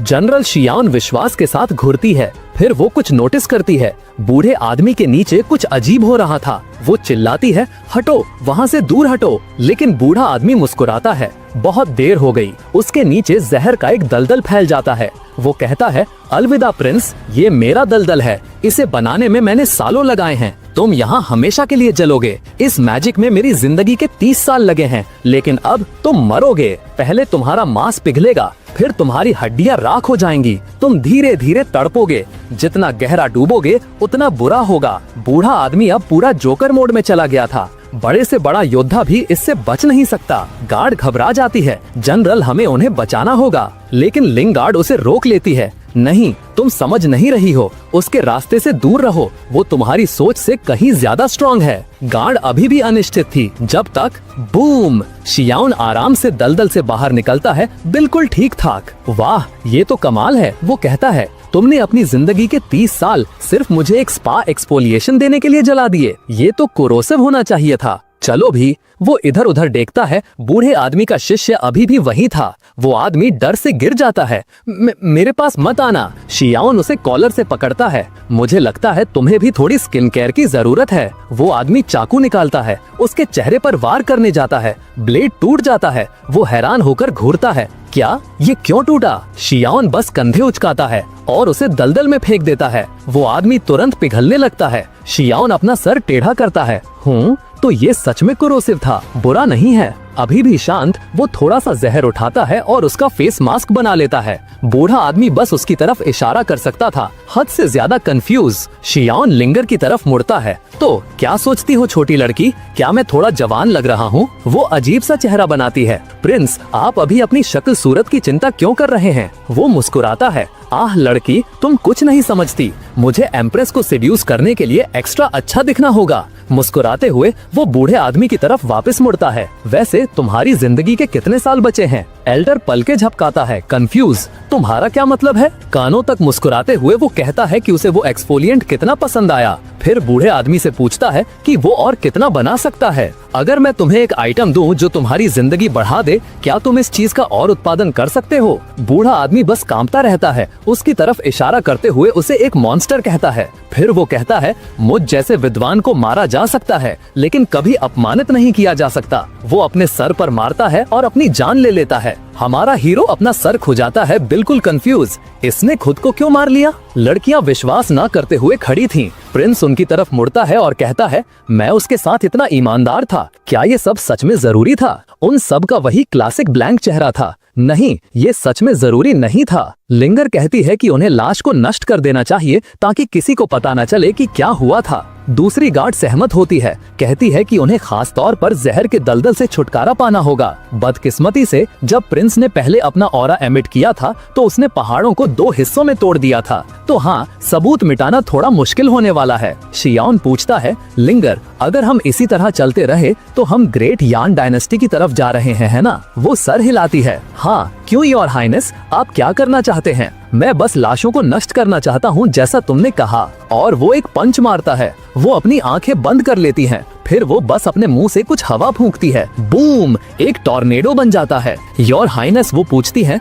क्या ये सब सच में जरूरी था? शियाओन कंधे उचकाता है। वेल, अब जब सब कुछ पूरी तरह बदल गया है, मुझे यकीन है कोई निशान नहीं बचा है। उसने पूरे पहाड़ मिटा दिए, पूरे बैटलफील्ड को समतल कर दिया, पीछे सिर्फ एक सपाट मैदान छोड़ दिया। जनरल कहती है, प्रिंस, आप ऐसे ही पूरी दुनिया को नहीं बदल सकते। वो जवाब देता है, वैसे भी कोई उन पहाड़ों को याद नहीं करेगा। कम से कम जहर का दलदल तो अब दफन हो गया है। वो हाथ अपने चेहरे पर रखे खड़ी थी, जैसे कह रही हो, प्रिंस ये ऐसे काम नहीं करता। फिर अचानक वो थोड़ा कूदता है। वो भूल गया था कि ठीक बगल में एक शहर है। वो शायद उन पहाड़ों को मिस नहीं करेंगे, है ना? गार्ड उसे बताती है, कोई बात नहीं, शहर के चारों तरफ एक प्रोटेक्टिव बैरियर है। कोई भी सच में नहीं देख सकता कि बाहर क्या हो रहा है। वो राहत की सांस लेता है। अच्छा है, एक सेकंड के लिए मुझे लगा कि मेरी आलसी जिंदगी खत्म हो गई। वो गार्ड को अलविदा कहता है। मैं वापस जा रहा हूँ, वाइन मत भूलना, ठीक है? वो उसे जाते हुए देखती है। ये प्रिंस सच में अनोखा है। ज्यादा पावर होते हुए भी उसे सिर्फ बेकार होने की इमेज बनाए रखने की परवाह है। और वो अपने पति के एक इल्यूजन के कंधे को छूती है, जो सच कहूँ तो काफी हद तक शियोन जैसा दिखता है। सीन बदलता है शहर के अंदर। लोग घबराहट में इधर उधर भाग रहे हैं। डार्क सूल हॉल के दुश्मन आ रहे हैं। लेकिन फिर वो रुकते हैं और आसपास देखते हैं। रुको, पहाड़ कहाँ हैं? यहाँ पहाड़ नहीं थे क्या? गार्ड पहुँचती है। मेयर, अब सब ठीक है, आप वापस जा सकते हैं। मेयर अपना सर खुजाता हुआ चला जाता है। हाँ, मैं कसम खा सकता हूँ कि ठीक यही पहाड़ थे। घर जाते समय लिंगर प्रिंस ने जो कुछ किया उसके बारे में बात करना बंद नहीं करती। वो ये भी बताती है कि वो एक आदमी के शरीर में बहते खून को सुन सकता था। जनरल आइग्रो उठाती है, रुको, अगर उसकी सुनने की शक्ति ऐसी है तो क्या तुम्हें लगता है कि उसने हमें अपने पीछे बात करते हुए नहीं सुना होगा? शियान बीच में बोलता है, बिल्कुल, मैंने तुम्हें सुना। हमेशा कहती हो कि मैंने हर मैजेस्टी को अपने मर्दाना चार्म से सिड्यूस किया, और ये कि मेरे पास पहले से ही पूरी बाल्टी होने के बावजूद मुझे बर्तन से भी एक स्कूप चाहिए था। साफ साफ इशारा करते हुए कि मेरे पास एम्प्रेस है, लेकिन मैं लिंगर के भी पीछे हूँ। लिंगर अपने घुटनों पर गिर जाती है। मुझे माफ कर दीजिए, ऐसा फिर कभी नहीं होगा। वो हंसता है, कोई बात नहीं, मुझे सच में इन चीजों से फर्क नहीं पड़ता। फिर लिंगर पालके झपकाती है, रुको, मेरा अपना गार्ड मेरे ही घर में मेरे बारे में गॉसिप कर रहा था। गार्ड जम जाती है, ओ नहीं, उसे अभी याद आया कि उसने वो मैसेज भेजा था। सीन शिफ्ट, लिंगर का घर, हमारा हीरो वहाँ है। ठीक है, अब घर जाओ। वो मुंह बनाती है, मैं नहीं जाना चाहती, मैं आपके साथ डिनर करना चाहती हूँ। शियान गुस्से में कहता है, नहीं, बस बहुत हुआ, तुम हर दिन पैलेस में डिनर कर रही हो। तुम्हारे डैड हर रात मुझ पर चिल्लाते हैं और मैं इससे थक गया हूँ। गार्ड गड़बड़ाती है, सच में प्रिंस की सुनने की शक्ति कुछ और ही है। लिंगर बहुत प्यार से आगे बढ़ती है,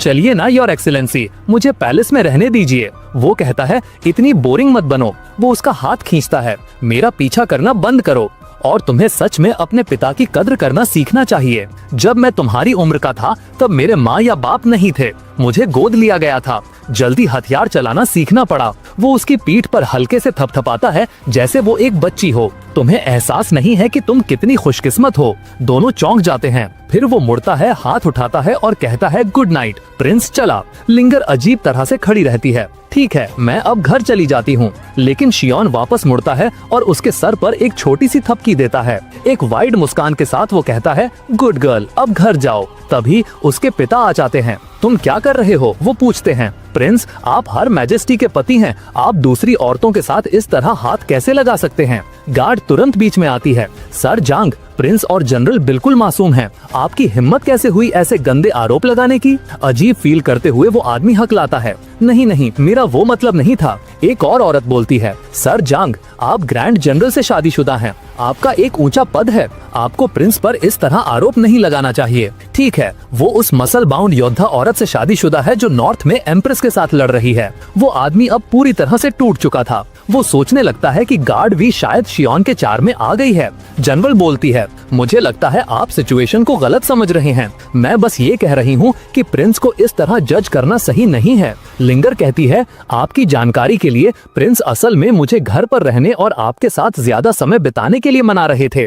वो समझाने की कोशिश करते हुए झुका हुआ है, नहीं बेटी, मेरा वो मतलब नहीं था। हमारा हीरो उसे हाथ से इशारा करता है। वेल, ये एक पारिवारिक मामला है ना मिस्टर जांग, मैं आपको इस पर छोड़ता हूँ। उफ, और लिंगर और गार्ड दोनों उसके साथ चली जाती हैं। बेचारे मिस्टर जांग बस वहीं खड़े रह जाते हैं। आखिर हो क्या रहा है? दक्षिणी शरणार्थियों का मुद्दा अभी भी हल नहीं हुआ है और अब उसकी बेटी इस तरह बिहेव कर रही है। लेकिन इससे पहले कि वो पलके झपका पाता, वो तीनों वापस आकर उसे घूर रहे थे। अगली चीज जो आप देखते हैं वो हमारे हीरो के लिए एक दावत तैयार कर रहा है। लिंगर समझाती है, मेरे डैड हमेशा से ऐसे हैं। वो कभी एक मार्शल आर्टिस्ट नहीं थे, इसलिए उन्होंने मेरी माँ को जीतने के लिए इस तरह के चालाक चाम का इस्तेमाल किया। वो पूरे राज्य के सबसे अच्छे कुक हैं। आदमी उसके सर पर मारता है, तुम्हारी हिम्मत कैसे हुई अपने पिता के बारे में इस तरह बात करने की? वो शियान की तरफ देखता है और सोचता है, मेरी बेटी इस प्रिंस के आसपास इतनी घबराई हुई क्यों है? पता है क्या, ना पूछना ही बेहतर है। वो एक ग्लास उठाता है,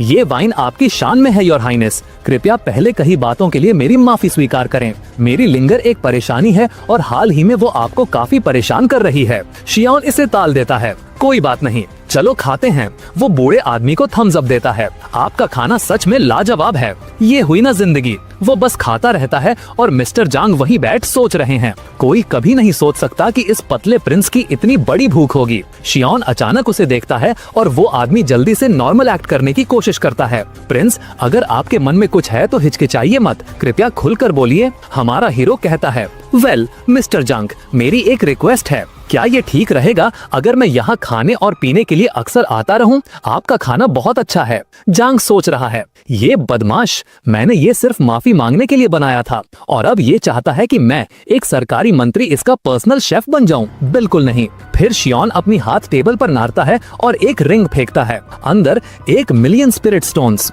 उन्हें निकालते हुए शियोन कहता है, ये है दक्षिण में शरणार्थी संकट में मदद के लिए। मिस्टर जांग का पूरा रवैया बदल जाता है। प्रिंस, आप कल क्या खाना चाहेंगे? बस बताइए, मैं अभी सामान ले आऊंगा। वो अपनी बेटी की तरफ इशारा करता है। तुम कल मेरे लिए एक शेफ की यूनिफॉर्म खरीद रही हो, समझी? औरतें हैरान खड़ी थीं। अभी क्या हुआ? जांग सोच रहा है, मेरी सबसे बड़ी समस्या शरणार्थी मुद्दा था। इस पैसे से मैं इसे तुरंत हल कर सकता हूँ। ठीक है, मैं एक शेफ बन जाऊंगा, क्यों नहीं? वो स्पिरिट स्टोन्स उठाता है, उन्हें अपने हाथों में घुमाता है। क्या आपको यकीन है कि इनका इस्तेमाल करना सुरक्षित है? उसे शक होने लगता है कि शियोन ने उन्हें एम्प्रेस से चुराया है। प्रिंस जवाब देता है, रिलैक्स, ये उस शख्स से भुगतान था जिसने मेरी बेइज्जती की थी। जांग आईब्रो उठाता है, किसी ने आपकी बेइज्जती की और उसके पास इतना पैसा था? शियोन बस कंधे उचकाता है, ये सब पुरानी बातें हैं। फिर वो झुकता है और फुसफुसाता है, बस हर मैजेस्टी को इसके बारे में पता न चले, ठीक है? जांग सर हिलाता है, समझ गया, मैं राज रखूंगा,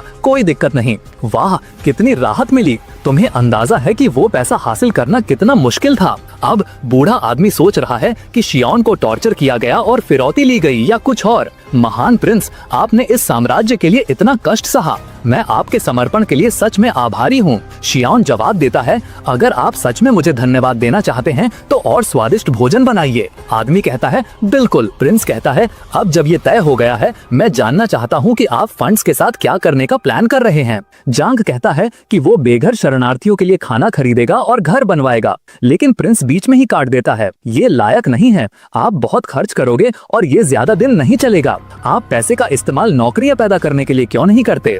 जांग कंफ्यूज है, आपका ठीक ठीक क्या मतलब है? शियोन समझाता है, इन शरणार्थी गैंग्स के पास सब कुछ है सिवाय एक चीज के, स्ट्रक्चर। तो उन्हें काम पर रखो, उन्हें असली काम दो। उन सभी गैंग मेंबर्स को पुल ठीक करने, सड़कें बनाने, खेत ठीक करने में लगा दो और जब वो ये कर रहे होंगे तो वो खुद को खाना खिलाएंगे। आप एक समस्या से 2 समस्याएं हल करते हैं, ऐसा क्यों नहीं करते? साथ ही इससे गैंग्स टूट जाएंगे और उनका प्रभाव कमजोर हो जाएगा। जांग पीठ टिकाकर बैठ जाता है, प्रभावित होकर। ये सच में एक शानदार आइडिया है। वो कहता है, प्रिंस, आपको जो भी खाने का मन हो बस मुझे बता दीजिएगा। जांग कहता है, मैं आगे बढ़कर इस प्लान को शुरू करूंगा। हमारा हीरो पीठ टिकाकर बैठ जाता है, संतुष्ट। अब ये हुई ना बात। 3 दिन बाद बारबेरियन मोर्चे पर वापस। एम्प्रेस अभी भी गहरी साधना में थी, लेकिन बारबेरियन एहलर नोटिस करता है कि वो अगले लेवल पर पहुंचने वाली है और तुरंत भागने का फैसला करता है, लेकिन बहुत देर हो चुकी थी। वो अपनी आंखें बीच ब्रेक थ्रू में खोलती है, उसके चारों तरफ एनर्जी का एक ब्लास्ट होता है। वो अब पूरी तरह से ड्रैगन बॉल जी मोड में है और फिर वो कहती है, अगर तुम मेरी तलवार से तेज भाग सकते हो तो आगे बढ़ो और कोशिश करो। एम्प्रेस ने अपनी स्वॉर्ड स्विंग की और उसकी चिलिंग स्वॉर्ड एनर्जी ने तुरंत बारबेरियन ट्राइब के एल्डर के पीछे भाग रहे सोल्जर्स को फ्रीज कर दिया। एल्डर ने अपने दांत पीसे और पूरी स्पीड से दौड़ा। अचानक पीछे से चिल महसूस करके वो चौंक गया। उसने कभी एक्सपेक्ट नहीं किया था कि एक 9th रैंक प्रैक्टिशनर की पावर इतनी टेरिफाइंग होगी। जल्दी से वो पीछे मुड़ा और अपनी लाइफ की सबसे डेंजरस स्किल यूज की। अटैक को रोकने के लिए एक विशाल इल्यूजन क्रिएट किया, लेकिन वो विशाल फिगर झाग की तरह नाजुक स्वॉर्ड एनर्जी से आसानी से चीर दिया गया। एल्डर एक टूटी हुई पतंग की तरह जमीन पर जा गिरा, जिससे एक बहुत बड़ा गड्ढा बन गया। कुछ पल बाद वो लड़खड़ाकर उठा। उसका फेस मास्क टूट चुका था और उसे एक 9th रैंक एक्सपर्ट के असली आतंक का एहसास हुआ। दूसरी तरफ एम्प्रेस ने आगे पीछा न करने का फैसला किया। वो शहर की दीवारों पर वापस आई, डिप्टी जनरल को पीछे रुककर सब कुछ संभालने का ऑर्डर दिया और सब कुछ ठीक होने के बाद आर्मी को वापस लाने को कहा। उसने आने वाली डिस्टर्बेंस की तैयारी के लिए ग्रैंड जनरल के साथ जल्दी निकलने का फैसला किया। रास्ते में ग्रैंड जनरल ने उसे सांत्वना देने की कोशिश की। योर मैजेस्टी, ज्यादा चिंता मत कीजिए, अब हर जगह फॉर्मेशंस हैं जो पॉइजनस मार्श एल्डर के एक्शंस को थोड़ी देर के लिए रोक सकते हैं। एम्प्रेस फिर भी चिंतित थी। पॉइजनस मार्श एल्डर एक 8th रैंक का है। ये फॉर्मेशंस उसे ज्यादा देर नहीं रोक पाएंगी। मैं बस होप करती हूँ कि ग्रेट फ्लेम को ज्यादा नुकसान न हुआ हो। जल्द ही वो दोनों उस कस्बे में पहुंचे जहां पहले 2 बड़े पहाड़ थे, लेकिन अब वो वहां नहीं थे। ग्रैंड जनरल हैरान थी। एम्प्रेस ने कुछ देर देखा और स्पेक्यूलेट किया, आसपास कोई अक्यूमुलेटेड डर्ट नहीं है, लेकिन दूर के पहाड़ों पर धूल की एक लेयर है। मुझे शक है कि किसी ने इन 2 पहाड़ों को एक ही स्ट्राइक में डस्ट में मिला दिया है। एक ही स्ट्राइक, योर मैजेस्टी। अब जब आप 9th रैंक पर हैं, तो आप इस पर्सन के सामने कैसी हैं? एम्प्रेस ने एक फीकी मुस्कान दी। तुम मुझे ओवर एस्टिमेट कर रही हो। मैं तो उसकी स्ट्रेंथ का अंदाजा भी नहीं लगा पाई। मैं उसका मुकाबला कैसे कर सकती हूँ? योर मैजेस्टी, क्या इसके पीछे का पर्सन 10th रैंक का हो सकता है? नहीं, यही तो सबसे टेरिफाइंग बात है। अगर वो 10th रैंक का होता तो मैं उसे पहचान लेती। किसकी पावर 10th रैंक से भी ज्यादा हो सकती है। जब वो नॉर्दर्न एक्सपीडिशन से जीतकर वापस आई तो उसने देखा कि शियाहन उसके इंपीरियल गार्ड के हेड और लिंगर के काफी करीब आ गया है। दोनों इस लेजी आदमी को काफी रिस्पेक्ट दे रहे थे। शियान उनके इतने अटेंशन से दूरी बनाने की कोशिश कर रहा था जब उसे अचानक पास में एक मर्डरस इंटेंट महसूस हुआ। गौर से देखने पर उसने रियलाइज किया कि ये उसकी पत्नी एम्प्रेस थी जो वापस आ रही थी। एम्प्रेस के पास खड़ी ग्रैंड जनरल अपनी बेटी पर चिल्ला रही थी, लिंगर, कितने दिन हो गए जब से तुम्हारी पिटाई नहीं हुई? मार खाने का मन कर रहा है? हाँ? तीनों जो आपस में मजाक कर रहे थे हैरान रह गए। लिंगर ने चौंक कर अपना बन गिरा दिया। ओ नहीं, माँ इतनी जल्दी कैसे वापस आ गईं? और अगर मैं गलत नहीं हूँ तो उनके साथ हर मैजेस्टी हैं। इंपीरियल गार्ड की हेड ने फुसफुसाया, मैंने एक बार प्रिंस शियाओन के साथ तुम्हारे रिश्ते को गलत समझा था, बिल्कुल तुम्हारे पिता की तरह। मैंने जनरल को इस बारे में एक लेटर भी लिखा था। ये सुनकर शियाओन डर गया। ये क्या है कमांडर लियू, क्या तुम मुझे मुश्किल में डालना चाहती हो? ग्रैंड जनरल ने उन्हें फुसफुसाते हुए देखकर गुस्से में उनकी तरफ बढ़ी। साफ था कि वो कुछ सजा देने के लिए तैयार थी। लिंगर डर कर शियाओन के पीछे छिप गई। घबराहट में शियाओन चिल्लाया, बच्ची तुम मेरे पीछे क्यों छिप रही हो? अपनी बहन लियू के पीछे छिपो। क्या तुम मामले को और बिगाड़ना चाहती हो? लिंगर ने धीरे से जवाब दिया, प्रिंस प्लीज बस एक पल के लिए रोक लीजिए। हर मैजेस्टी के यहाँ होते हुए माँ आप पर हाथ नहीं उठाएंगी। अपने सामने गुस्से में खड़ी ग्रैंड जनरल को देखकर उसने कहा, क्या तुम इस बारे में श्योर हो? जनरल ने सख्ती से कहा, प्रिंस हटो। उस लगभग 2 मीटर लंबी मसल बाउंड फिगर को घूरते हुए शियान सोचने लगा, मिनिस्टर जीन असली मर्द तो आप हैं। उसने बीच बचाव करने की कोशिश की। जनरल जोंग सबके सामने बच्चे को मारने से वो ट्रॉमेटाइज हो सकती है। ग्रैंड जनरल ने बिना हिचकिचाए और धमकी भरे अंदाज में अपनी मुट्ठी बांधते हुए कहा, प्रिंस मैं हर मैजेस्टी की इज्जत में आपसे आराम से बात कर रही हूँ, लेकिन इसका मतलब ये नहीं कि मैं कुछ करूंगी नहीं। ये सुनकर लिंगर ने जल्दी से अपनी माँ को गले लगाया और चिल्लाई, नहीं माँ, आप बिल्कुल भी प्रिंस पर हाथ नहीं उठा सकती। अगर आपको किसी को मारना ही है तो अपनी बेटी को मारो। लियू यान ने भी बीच बचाव करते हुए कहा, जनरल जोंग प्लीज शांत रहिए और इस बारे में सोचिए। ग्रैंड जनरल उनके रवैये से चौंक गई और जवाब दिया, पागल लड़की, ये मैजेस्टी शियाओन है, ये वो नहीं है जिसके बारे में तुम्हें चिंता करनी चाहिए। उसे क्या पता था कि लिंगर असल में सोच रही थी, अगर प्रिंस ने रिटेलिएट किया तो डैड और मैं क्या करेंगे। उसी पल कुछ तगड़े नौजवान आगे बढ़े और पूछने लगे, प्रिंस कोई प्रॉब्लम है क्या? शियाओन ने जल्दी से सबको शांत करने की कोशिश की। सब लोग ये मेरी दोस्त हैं, घबराने की कोई जरूरत नहीं है, अब सब जाओ। ऐसा है तो मैं पहले निकलता हूँ, एक गाँव वाले ने जवाब दिया। प्रिंस अगर आपको कभी भी किसी चीज की जरूरत हो तो बस हमें बुला लीजिएगा। सर देर हो रही है, क्यों ना आप मेरे घर आकर आराम करें। शियाओन ने विनम्रता से मना कर दिया, ऑफर के लिए शुक्रिया, लेकिन मुझे एक दावत में जाना है, मुझे अब निकलना होगा। गांव वालों को शियाओन के साथ इतनी रिस्पेक्ट से बात करते देख ग्रैंड जनरल शॉक में थी। क्या प्रिंस का मैजिक सच में इतना स्ट्रॉन्ग है? ये सभी गांव वाले तो आदमी हैं। शियाओन अपनी एम्प्रेस पत्नी की फिगर को देखते हुए सोच रहा था, मेरी पत्नी सच में खूबसूरत है। उसके सुंदर सिलहुएट की तारीफ करते हुए अचानक एम्प्रेस मुड़ी और उसे गहरी नजर से देखा। शियाओन ने सोचा, उन आंखों को देखो, वो शिमरिंग स्टार्स की तरह हैं। अचानक एम्प्रेस पास आई और पूछने लगी, मैं बहुत क्यूरियस हूँ, तुमने ग्रीन फ्लेम टाउन के लोगों से इतना प्यार पाने के लिए क्या किया? शियाओन हल्का सा मुस्कुराया। जब एक औरत एक आदमी के बारे में क्यूरियस होने लगती है तो इसका मतलब है कि वो उससे हार चुकी है। एम्प्रेस उसे कंफ्यूजन से देखा, ये इतना खुश क्यों है? मैंने उससे एक सवाल पूछा और जवाब देने के बजाय वो हंस रहा है। एम्प्रेस के सवाल के जवाब में शियाओन ने उससे कहा, बस प्रॉब्लम पर पैसे फेंक दो, मैंने बस उनके लिए सड़कें बनाने के लिए फंड किया। उसने आईब्रो उठाई। तुम्हें पैसे कहाँ से मिले? अगर मुझे ठीक से याद है तो तुम्हारे पास इतना खर्च करने के लिए नहीं है। शियाओन हंस पड़ा। योर मैजेस्टी, भूलिए मत कि मैं अब आपका पति हूँ। मुझे हाल ही में काफी गिफ्ट्स मिले हैं। लगता है हमारे दरबार में काफी अमीर लोग हैं, लेकिन सिर्फ सड़क बनाने के लिए फंड करने से नागरिक इतने आभारी नहीं होंगे। ग्रैंड जनरल को भी ऐसा ही लगा। वो सोच रही थी कि कैसे एक आलसी सा दिखने वाला प्रिंस लोगों से इतना प्यार पा सकता है। तभी लिंगर ने बीच में कहा, ये इसलिए है क्योंकि प्रिंस ग्रीन फ्लेम टाउन के लोगों के लिए फॉर्च्यून लाए हैं। ये सुनकर एम्प्रेस और ग्रैंड जनरल दोनों ने उसकी तरफ शक की नजरों से देखा। लिंगर ने जल्दी से समझाया, ग्रीन फ्लेम टाउन अपनी डिलीशियस वाइन के लिए जाना जाता है, जो पहले सिर्फ कैपिटल में मिलती थी। जबकि इससे नागरिकों की लाइफ बेहतर हुई, इससे कोई बहुत बड़ा फर्क नहीं पड़ा। प्रिंस ने तब ब्रांडिंग स्ट्रैटेजीज का आइडिया दिया। लियू यान ने तब एक प्रमोशनल स्लोगन सुनाया, यहाँ तक कि एम्प्रेस भी ग्रेट फ्लेम की वाइन को अप्रूव करती हैं। एम्प्रेस के एंडोर्समेंट और मिनिस्टर ऑफ रेवेन्यू सर्जियो के गारंटी के साथ ग्रीन फ्लेम लाइन का नाम बदलकर ग्रीन फ्लेम एम्प्रेस वाइन रख दिया गया और वो कैपिटल की सबसे प्रीमियम लिकर बन गई। अब इस वाइन का एक जाम एक खजाने के बराबर है। शियाओन ने आगे कहा, मुझे वाइन के लिए आपका नाम इस्तेमाल करना पड़ा योर मैजेस्टी। आखिरकार मैं तो बस एक पावरलेस और बेकार इंसान हूँ। लिंगर और लियू यान ने आंखें घुमाई। अपने मन में उन्होंने सोचा, हाँ, तुम बेकार हो। तुमने बस पॉइजनस मार्श एल्डर को इतना डरा दिया कि उसने अपनी जान ले ली और एक ही पंच में कुछ पहाड़ तबाह कर दिए।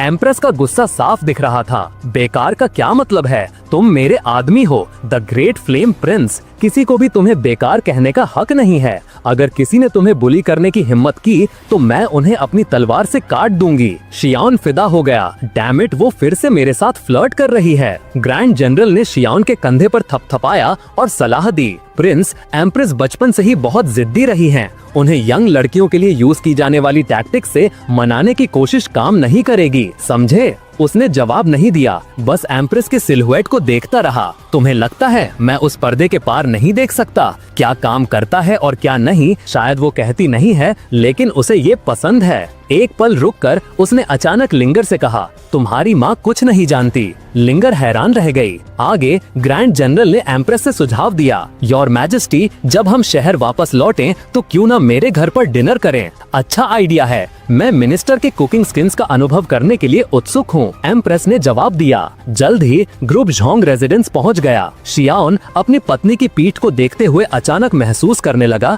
कि उसकी शक्ति बढ़ गई है। वो सिस्टम से पूछता है, पपी, अभी एम्परर जी रुओयान का करंट लेवल क्या है? रिस्पेक्टेड मास्टर, एम्परर जी रुओयान अब 9th रैंक के पहले लेवल पर हैं। पपी ने जवाब दिया। शियाओन मुस्कुराया।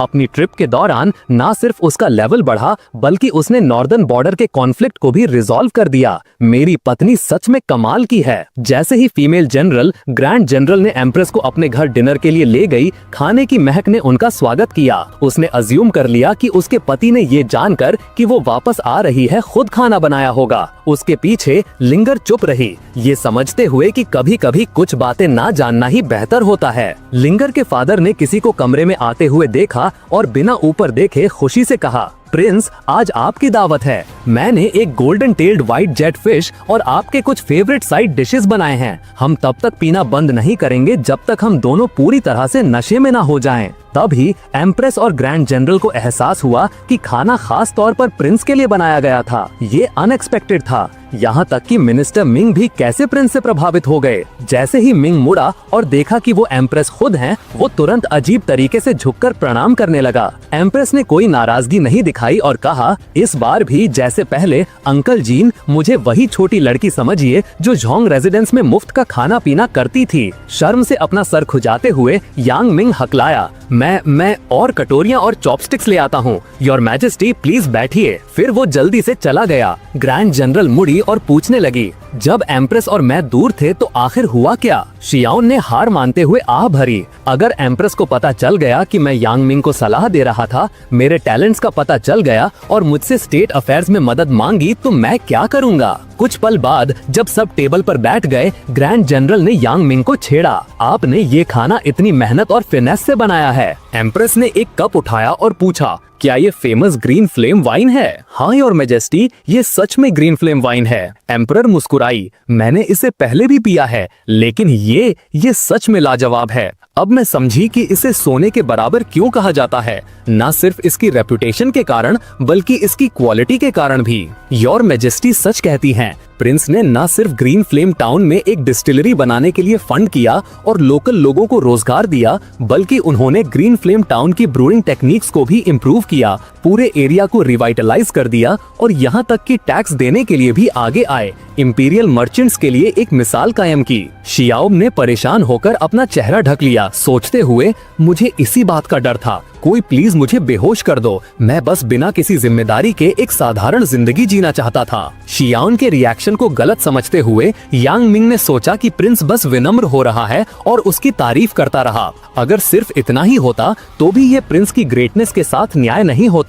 शियाओन चौंक गया, सोचते हुए क्या ये सच में और कुछ कहने वाला है। जोंग ने आगे कहा, सदर्न बॉर्डर के रेफ्यूजीज के मामले में प्रिंस ने न सिर्फ स्ट्रैटेजीज दी बल्कि प्रोजेक्ट को खुद फंड भी किया। बदले में उन्होंने बस ये मांगा कि मैं उनकी कुलिनरी डिजायर्स को पूरा करूं, जो इसके सामने कुछ भी नहीं है। अब तक शियाओन पूरी तरह से स्टिफ हो गया था, एक मुस्कान भी नहीं ला पा रहा था। हालांकि एम्प्रेस के चेहरे पर एडमायरेशन का भाव था। ये देखकर यांग मिंग हल्का सा मुस्कुराया और कहा, प्रिंस मैं बस इतनी ही मदद कर सकता हूँ। शियाओन यांग मिंग के इरादों को बहुत अच्छे से समझ गया था। वो हमेशा एक आराम की जिंदगी जीना चाहता था, बिल्कुल काम नहीं करना चाहता था। जैसा कि उम्मीद थी, एम्प्रेस ने पूछा, इतने टैलेंट के साथ तुम खुद को बेकार क्यों कहते रहते हो? एक मुश्किल स्थिति में फंसकर शियाओन सोचने लगा, मैं कैसे समझाऊं? क्या मैं बस कह दूं कि मैं आलसी बनना चाहता हूं? अगर वो मान लेता तो उसने सोचा कि एम्प्रेस उसे ढेर सारा काम दे देगी, और अगर वो मना करता तो वो शायद उसे कोड़े मारेगी। उसकी सपनों की जिंदगी उसके हाथों से फिसलती हुई लग रही थी। उसकी निराशा के लिए इस साधारण डिनर के दौरान मिनिस्टर ने उसकी असलियत का पर्दाफाश कर दिया था। शियाओन बेहद शर्मिंदा था, जबकि यांग मिंग काफी गर्व महसूस कर रहा था। एम्प्रेस ने अपने लिए एक और ड्रिंक डाली और कहा, मैंने एक्सपेक्ट नहीं किया था कि तुम्हें ब्रूइंग के बारे में पता होगा। जल्दी से शियाओन ने जवाब दिया, ज्यादा नहीं, मुझे बस थोड़ी सी समझ है, मैं ज्यादातर अच्छी चीजों का आनंद लेने में माहिर हूँ। हालांकि एम्प्रेस ने सीधा जवाब दिया, अंकल जोंग से तारीफ पाने वाले ज्यादा लोग नहीं हैं, तुम इतने चिंतित क्यों लग रहे हो? अगर मैं गलत नहीं हूँ तो तुम बस बिना जिम्मेदारी के जिंदगी एंजॉय करना चाहते हो। तुम्हें डर है कि मैं तुम्हें एक ऑफिशियल पोजीशन लेने और ग्रेट फ्लेम के लिए मेहनत करने को कहूंगी, है ना? शियाओन एक पल के लिए शॉक हो गया। एम्प्रेस ने उसे आश्वासन दिया, मैंने तुम्हें एक ऐशो आराम की जिंदगी का वादा किया था, जहां तुम एक रिलैक्स्ड प्रिंस की तरह बेफिक्र रह सको। जब मैंने तुम्हें टैलिस्मान से समन किया था, तब मैं पहले से ही तुम्हारी कर्जदार थी। मुझे तुमसे कुछ करवाने की जरूरत नहीं है, बस खुश रहो। शियाओन ब्लश करने लगा, मन ही मन सोचते हुए, ओह माय गुडनेस, मेरे साथ फ्लर्ट करना बंद करो। अचानक एम्प्रेस का एक्सप्रेशन गुस्से वाला हो गया। अगर किसी ने गॉसिप करने